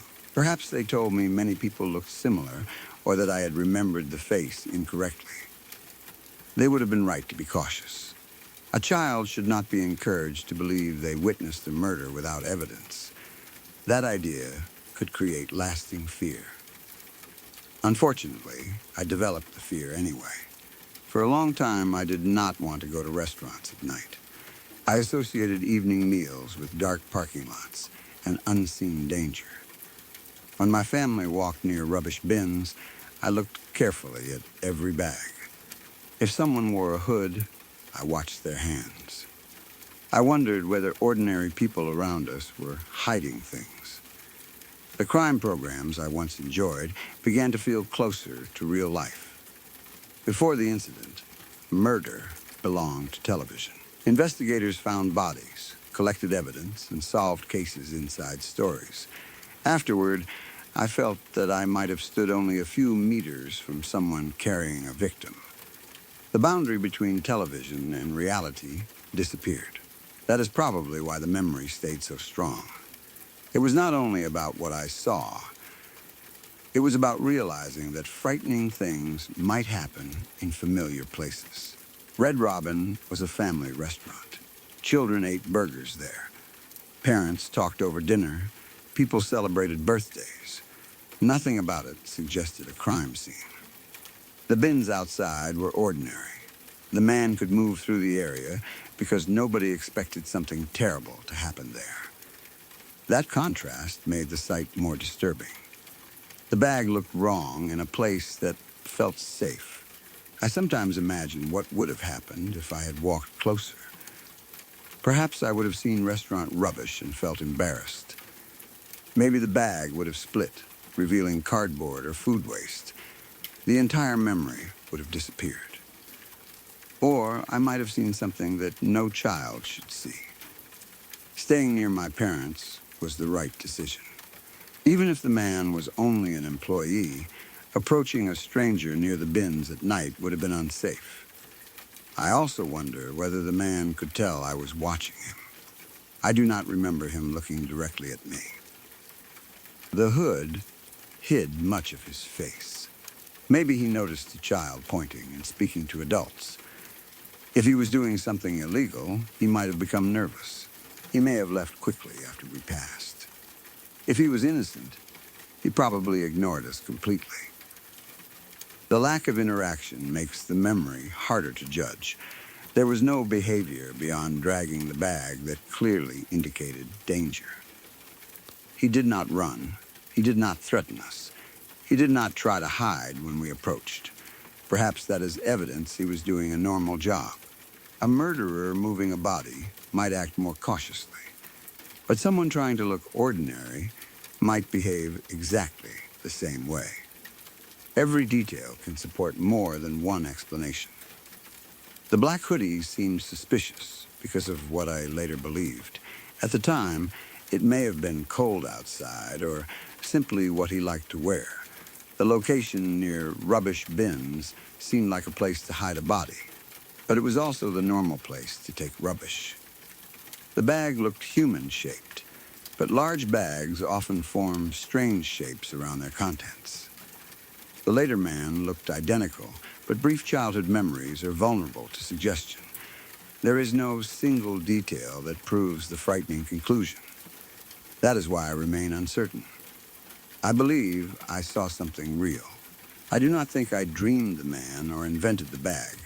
My family was there, and I spoke about it immediately. The question is not whether I saw someone dragging something. The question is what I saw. An ordinary worker with rubbish? A person moving a mannequin or heavy object? A man involved in something criminal? I do not know. The later recognition may have been accurate. It may also have been the mind's attempt to connect two frightening but unrelated events. Both possibilities remain. The most responsible conclusion is that I cannot identify the man or the contents of the bag with certainty. But fear does not always respond to responsible conclusions. The child inside me still sees the same scene. A restaurant parking lot after dark. Large bins near the edge of the building. A man in a black hoodie pulling a long, heavy bag across the pavement. The shape inside looks too narrow at one end and wider around the middle. It drags like dead weight. I point and tell my parents that it looks like a body. They keep walking. Months later, a face appears in connection with a murder. I recognize him. Whether that recognition was correct or not, the emotional impact was immediate. The bag in my memory stopped being a possibility and became evidence. I began believing I had seen the victim before anyone knew they were missing. That thought followed me whenever my family suggested going out at night. I did not want to pass another dark row of bins. I did not want to see another man dragging something I could not explain. I did not want to be the only person who noticed again. As an adult, I understand that my interest in crime probably shaped my interpretation. I understand that memory changes. I understand how easily people misidentify strangers seen briefly under poor lighting. Those facts make the innocent explanation more likely. But they do not completely comfort me. Sometimes children do notice things adults overlook. Sometimes a suspicious bag really does contain what it appears to contain. Sometimes witnesses are dismissed because their story sounds too influenced by television or imagination. I cannot know which kind of story mine was. Perhaps there is someone who worked at that restaurant and would laugh if they heard it. They might remember dragging a broken display, a bag of old uniforms, or spoiled food to the bins. That explanation would be a relief. Perhaps the man I later saw looked nothing like the stranger, except for a hood and similar build. My childhood brain may have combined them. I hope that is what happened. The alternative means my family passed within a short distance of someone hiding the result of a violent crime. It means I saw enough to recognize the shape, but not enough to help. It means a murderer may have watched us walk away after a child pointed directly at him. There is no way to investigate it properly now. Too much time has passed. I do not remember the exact date. I do not know whether the man was ever officially connected to that location. I do not know whether any victim was found in a bag or near a restaurant. Even if I discovered similarities, I would have to be careful not to force them to fit my memory. The uncertainty is permanent. What remains is the image and the fear it created. I remember the black hoodie. I remember the bag scraping against the ground. I remember trying to make my parents understand that it looked like there was a person inside. And I remember the later moment when I believed I saw the same man connected to a murder. Maybe I was an imaginative child who watched too much forensic television and mistook rubbish for a body. Maybe the man in the news only looked familiar because I wanted an answer. That is the explanation I usually choose. But whenever I think about that night, I still see the shape inside the bag. It was long, heavy, and motionless. The man dragged it toward the bins while families ate only a short distance away. My parents saw nothing worth stopping for. I saw something I could never forget. And whether I was right or wrong, that was the last time going out for dinner at night ever felt completely safe to me.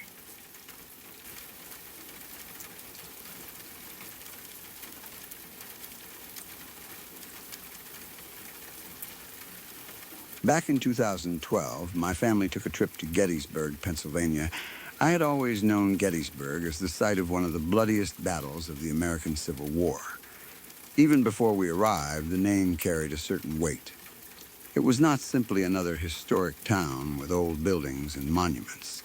Thousands of men had fought and died across those fields. And many of the places we were driving through had once been covered with soldiers, smoke, wounded men, and bodies. I was interested in history, but I was also skeptical about ghosts and paranormal stories. Gettysburg has a reputation for strange sightings. People claim to hear gunfire where no battle is taking place, see soldiers walking across fields, or notice figures disappearing near monuments. I had heard stories like that before, but I assumed most of them came from imagination, tourism, poor lighting, or people wanting to experience something supernatural. When you visit a place while expecting ghosts, every shadow can become a soldier. That was what I believed. My family was driving toward the State of Pennsylvania Monument, which gives visitors a wide view of the surrounding battlefield. We were all inside the truck, moving along the road through open land. I was sitting near one of the windows, watching the fields pass. It was daytime, and visibility was good. This was not a late-night ghost tour, where fog, darkness, or headlights could distort what I saw. I could see the landscape clearly enough to recognize fences, monuments, grass, roads, and distant tree lines. Then I noticed 4 men marching across one of the fields. They were dressed as Union soldiers. They moved in formation, keeping close together as they crossed the open ground. Their uniforms looked blue, and from where I sat, they appeared to be wearing the kind of military clothing associated with the Civil War. I did not find the sight frightening. My immediate assumption was that they were reenactors. Gettysburg is the kind of place where seeing people in historical uniforms would not be unusual. Reenactors participate in events, give demonstrations, pose for photographs, and help visitors understand how soldiers lived. 4 men dressed as Union troops marching across a battlefield made perfect sense. I watched them for a short time as our truck continued toward the monument. They did not wave at us or break formation. They appeared focused on where they were going, moving steadily across the field. I do not remember seeing weapons clearly, and I cannot honestly describe every detail of their uniforms. We were inside a moving vehicle, and I was looking through a window at figures some distance away. What I remember most clearly was their shape, their clothing, and the way they marched together. They did not look like ordinary tourists wearing blue shirts. They looked like soldiers. Because the sight seemed so normal for the location, I did not immediately point them out to my family. I assumed everyone else had probably seen them, or that we would encounter them near the monument. Perhaps they were walking toward a demonstration. Maybe there was an event taking place that day.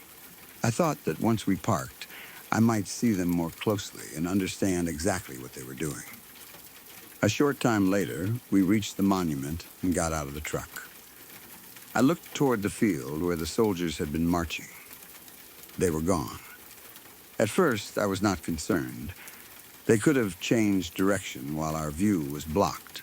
Perhaps they had walked behind another vehicle, monument, wall, or low section of the landscape. I began scanning the surrounding area. There were visitors nearby, but I did not see anyone dressed as a Union soldier. No group of 4 men was walking toward the monument.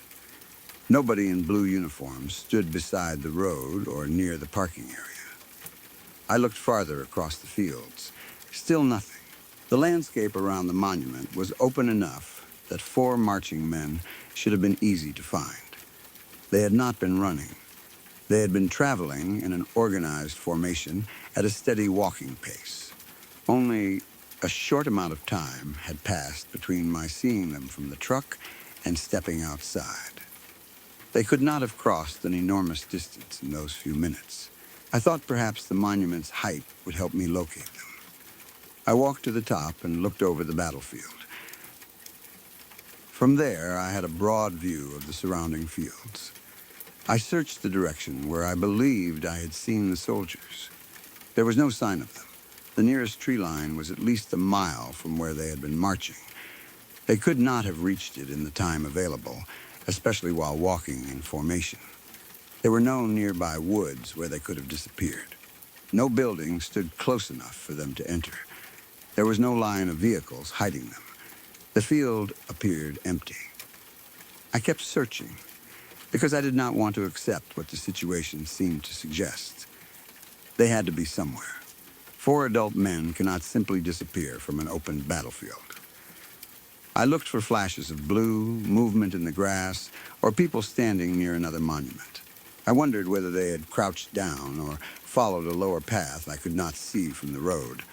But from the monument, I could see enough of the land that none of those explanations felt convincing. I told my parents and brother what I had seen. None of them believed me. They had not noticed any soldiers from the truck. To them, I had probably mistaken tourists, signs, shadows, or objects in the field for people. They may have assumed I was influenced by the history of Gettysburg and the ghost stories surrounding it. Perhaps they thought I was joking or trying to frighten them. Their disbelief frustrated me because the sight had not felt vague or dreamlike. I had not seen movement in the corner of my eye and decided it was a ghost. I had watched 4 figures long enough to identify their uniforms and the way they marched. I had dismissed them as reenactors because that was the obvious explanation. The strangeness began only after they vanished. If I had expected something paranormal, I might question whether my imagination created them. But I had not been searching for ghosts. I had seen something ordinary in a place where it belonged. Only afterward did it become impossible. For the rest of the visit, I continued looking for reenactors. I expected to find them near another monument, speaking with visitors or preparing for a demonstration. If I saw 4 men in matching uniforms later, the mystery would be solved. They had simply taken a route I had not noticed. But I never saw them again. No reenactment seemed to be taking place nearby. No group matching them appeared around the monument. The longer they remained missing, the more uncomfortable the memory became. There are several ordinary explanations for what I saw. The most likely is that the men really were reenactors, and I lost sight of them because of the landscape. Battlefields can appear completely flat from a distance, while containing small ridges, dips, roads, fences, and areas hidden from view. 4 men could walk into a shallow depression and disappear even when no trees or buildings were nearby. From the top of the monument, the angle may still not reveal every part of the terrain. They could have changed direction, followed a sunken path, or moved behind a slope. The fact that I could not find them does not mean there was nowhere for them to go. Distance is also difficult to judge in wide open spaces. The men may have been much farther away than I believed. If they were closer to a road or tree line beyond the field, they might have reached cover more quickly than it appeared from the truck. Objects in a large landscape can seem nearer because there are few clear reference points. I may have thought the tree line was a mile away from them when it was actually much closer. The moving truck would make judging their exact location even harder. While the vehicle traveled forward, the soldiers' position relative to monuments and trees changed quickly. By the time we parked, I may have searched the wrong section of the battlefield. I remembered them being in one field when they had actually been nearer another road or cluster of trees. Even a small error in direction could place them far outside the area I searched from the monument. They may have been walking away from us at an angle rather than directly across the open ground. A few minutes of steady walking could take them farther than I expected. Reenactors also sometimes use vehicles. A car or van may have been parked just out of sight. They could have reached it, removed part of their uniforms, and driven away before we arrived. Perhaps they were not part of an official event at all. They may have been taking photographs, filming something, or visiting privately in costume. Once finished, they could leave quickly without appearing near the main monument. My family did not see them because they were looking in different directions. That would explain everything without requiring anything paranormal. Another possibility is that they were ordinary visitors whose clothing looked like uniforms from a distance. 4 men wearing dark blue jackets, hats, or similar clothing could appear military when seen through a moving vehicle window. They may not have been marching in formal formation. They might simply have been walking close together along a path. Because I knew I was at Gettysburg, my brain interpreted them as Union soldiers. Context strongly affects perception. If I saw the same four figures in a city park, I might think they were workers or tourists. On a Civil War battlefield, blue clothing and organized movement immediately became soldiers. The shapes may have been less detailed than my memory now suggests. I might have seen only dark upper bodies and a repeated walking rhythm. My mind supplied the uniforms, hats, and formation. When I later failed to locate them, the figures became more mysterious and more clearly historical each time I remembered them. Memory changes over time. The event happened in 2012, and I have replayed it many times since. Each retelling may have strengthened certain details. The uniforms became more accurate. The formation became more disciplined. The distance to the tree line became greater. The time between seeing them and leaving the truck became shorter. I do not believe I intentionally exaggerated anything, but memory is not a perfect recording. It preserves the meaning of an experience more reliably than exact measurements. I know I saw four figures that looked like Union soldiers. I cannot prove their exact distance, clothing, or speed. There may have been objects in the field that looked briefly human. Fence posts, monuments, signs, and shadows can form patterns that resemble people. Four upright shapes aligned in a row could look like marching men while viewed through a vehicle window. As the truck moved, parallax would make those objects appear to shift relative to one another, creating the illusion of walking. If the field contained flags, markers, or narrow trees, my brain could have combined them into figures. Once we stopped and I viewed the area from another angle, the shapes would no longer look human. I searched for soldiers and found none because there had never been any. This explanation seems less likely to me because I remember the movement clearly. The men were not stationary silhouettes. Their legs and bodies appeared to move in a steady rhythm. Still, the sighting lasted only a short time, and motion viewed through a moving window can be deceptive. Reflections on the glass may also have contributed. People or objects inside the truck could reflect onto the window and appear to be outside in the field. Four passengers, seat shapes, or items in the vehicle might overlap with the landscape. As the truck moved, the reflections would travel with us, creating the appearance of figures marching. The blue color could come from clothing inside the vehicle or light reflected from the sky. However, I remember the soldiers remaining in a specific part of the field rather than following the window. I did not perceive them as reflections. But reflections are often convincing precisely because they align with the outside scene. The possibility cannot be completely dismissed. There may also have been heat distortion or haze over the field. Warm air can cause distant objects to shimmer, stretch, or appear to move. A few dark shapes near the ground might become human figures through changing light.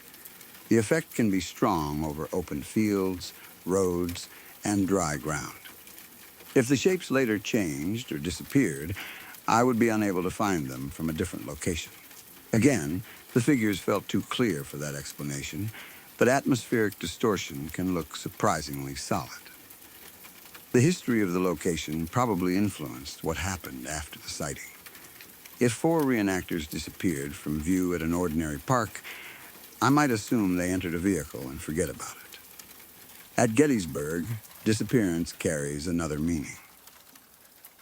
The mind immediately connects soldiers in old uniforms with the men who fought there. The location gives the experience emotional weight. Standing on the monument and looking across the battlefield, I knew real Union troops had once moved through those fields. The idea that I had seen some trace of them became difficult to avoid. If anything paranormal happened, I do not know what form it took. Perhaps I saw an apparition, four soldiers repeating a march from more than a century earlier. Some people describe this kind of experience as a residual haunting. The figures do not seem aware of modern observers. They repeat a movement or moment as though part of the past has been recorded in a place. The soldiers I saw did not look toward the truck. They did not wave or react to traffic. They only marched together. That behavior would fit the idea of a scene replaying without awareness. But residual haunting is only a label, not an explanation. There is no established scientific evidence that locations can record and replay images of the past. The concept makes the experience easier to describe, but it does not prove anything occurred. If the figures were ghosts, I also cannot know whether they belonged to a specific unit or moment in the battle. I did not see faces, wounds, weapons, or any other detail that would identify them. They looked like soldiers in blue. That is all. It is possible they were not spirits of the dead, but simply the shape my mind expected to find at Gettysburg. The difference between a vision and an apparition may be impossible to determine when only one person sees it. My family's failure to notice them does not prove they were not physically present. People in the same vehicle often focus on different things. I was looking out my window while they may have been talking, checking directions, or watching another side of the road. 4 men could remain visible for several seconds without everyone noticing. But their disbelief left me isolated with the experience. I wanted someone else to say they had seen the same group. A shared sighting would confirm that real people had been in the field, even if we later lost them. Instead, nobody had noticed anything. That made me question myself. Had I imagined the entire scene? Was I remembering something from a documentary or a photograph and placing it into the landscape? Had I briefly fallen asleep in the truck? A short dream is possible, especially during a family trip. People can drift off for seconds without realizing it. I might have looked through the window while half asleep and dreamed 4 soldiers marching across the field. The image would blend with the real battlefield, making it feel natural. When I became fully alert, the soldiers were gone. I do not remember waking suddenly or feeling drowsy, though I remember watching them calmly and assuming they were reenactors. The experience did not have the broken logic or strange movement of a dream. It felt like ordinary observation. That normality is why it affected my skepticism. I had always assumed paranormal sightings came from people who wanted to believe. They visited a haunted place, searched the darkness, and interpreted any unclear shape as a ghost. My experience seemed to happen in the opposite order. I saw the figures first. I gave them the most rational explanation available. Only after that explanation failed did I consider anything unusual. I did not want them to be ghosts. I wanted to find the reenactors near the monument and prove the sighting was normal. The empty fields prevented that closure. Even now, I think real reenactors remain the most likely explanation. The landscape probably hid them in a way I did not understand. They may have been closer to a road or vehicle than I realized. The view from the monument may not have covered the exact location. Those are sensible answers. But the memory resists them because of how open the area appeared. From the truck, the 4 men seemed exposed in the middle of the field. From the monument, there seemed to be nowhere they could have gone. The distance to the trees looked impossible for the time that passed. I searched carefully. They were simply not there. I wish I had pointed them out immediately. If I had said, "Look at those reenactors," my family could have followed my gaze. Someone else might have confirmed the sighting or explained what I was looking at. I could have taken a photograph. Instead, I treated them as unimportant until the moment they vanished. By then, it was too late. That is how many strange experiences remain unresolved. The witness does not recognize the importance until afterward. A person sees something that fits the environment, accepts it, and continues. Only when the details stop making sense do they realize they should have paid closer attention. I cannot return to that exact moment. I cannot measure the distance or recreate the truck's position. I cannot check whether reenactors were scheduled near the Pennsylvania Monument that day. Even if I found records of an event, I would not know whether the four men belonged to it. If no event was scheduled, private visitors could still have worn uniforms. There will always be enough uncertainty for an ordinary explanation and enough strangeness for doubt. The experience did not turn me into someone who believes every ghost story. I still think most strange sightings have natural causes. People misjudge distance. Memory changes. Historical places influence expectation. Reenactors disappear behind terrain. Those facts are more likely than dead soldiers physically appearing in a field. But after Gettysburg, I became less certain that every witness could be dismissed so easily. Sometimes a person sees something clearly and still cannot explain where it went. Sometimes the ordinary answer appears obvious until you search for evidence and find none. I often think about the four men's formation. They were not scattered tourists. They seemed organized. They moved together with a purpose, as though following a route already known to them. They did not look lost or interested in the monument. They were crossing the battlefield. Perhaps that detail is something memory added because I know how soldiers are expected to move, or perhaps it is why I noticed them in the first place. Their movement was too disciplined to ignore. I also remember that they seemed separate from the modern setting. Cars traveled on the road, visitors moved near the monuments. Yet the four soldiers appeared, focused only on the field. They belonged visually to the landscape in a way the tourists did not. That may be why I accepted them as reenactors without question. They looked exactly where Civil War soldiers should look. If they were apparitions, perhaps I witnessed only a few seconds from a much larger scene. Maybe there had once been hundreds of men around them, hidden from me. I saw four because they crossed a certain patch of ground, or because the angle of the road allowed them to appear briefly. Then the scene ended. That is an imaginative interpretation, not a claim. I have no evidence of anything beyond the four figures. No gunfire, no smoke, no voices, no sudden cold feeling. Nothing traditionally associated with ghosts, only four men walking. The simplicity makes the story more believable to me. There was no dramatic attempt to scare me. The soldiers did not notice me. They did not disappear while I stared at them. They remained ordinary until I looked away and could not find them again.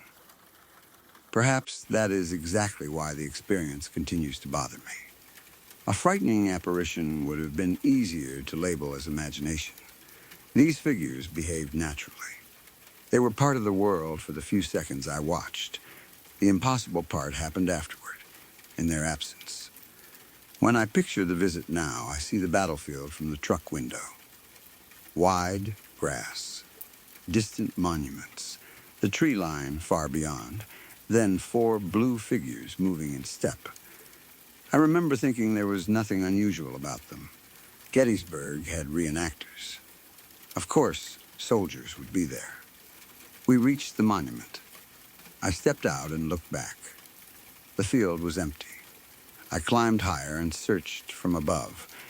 There was nowhere close enough for them to hide and no time for them to reach the trees. My parents and brother told me they had seen no one. Maybe they were only four modern men in costume who disappeared into a dip in the land. That is what I still try to believe.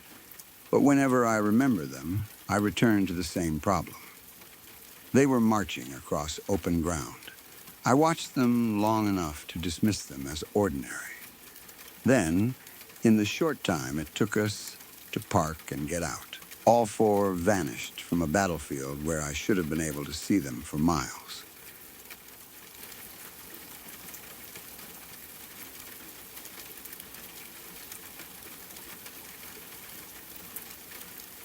The broadcast is ending. But some voices do not disappear when the radio goes quiet.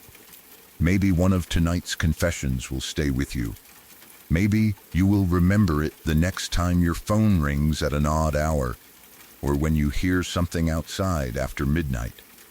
Leave a comment with the story that got under your skin the most.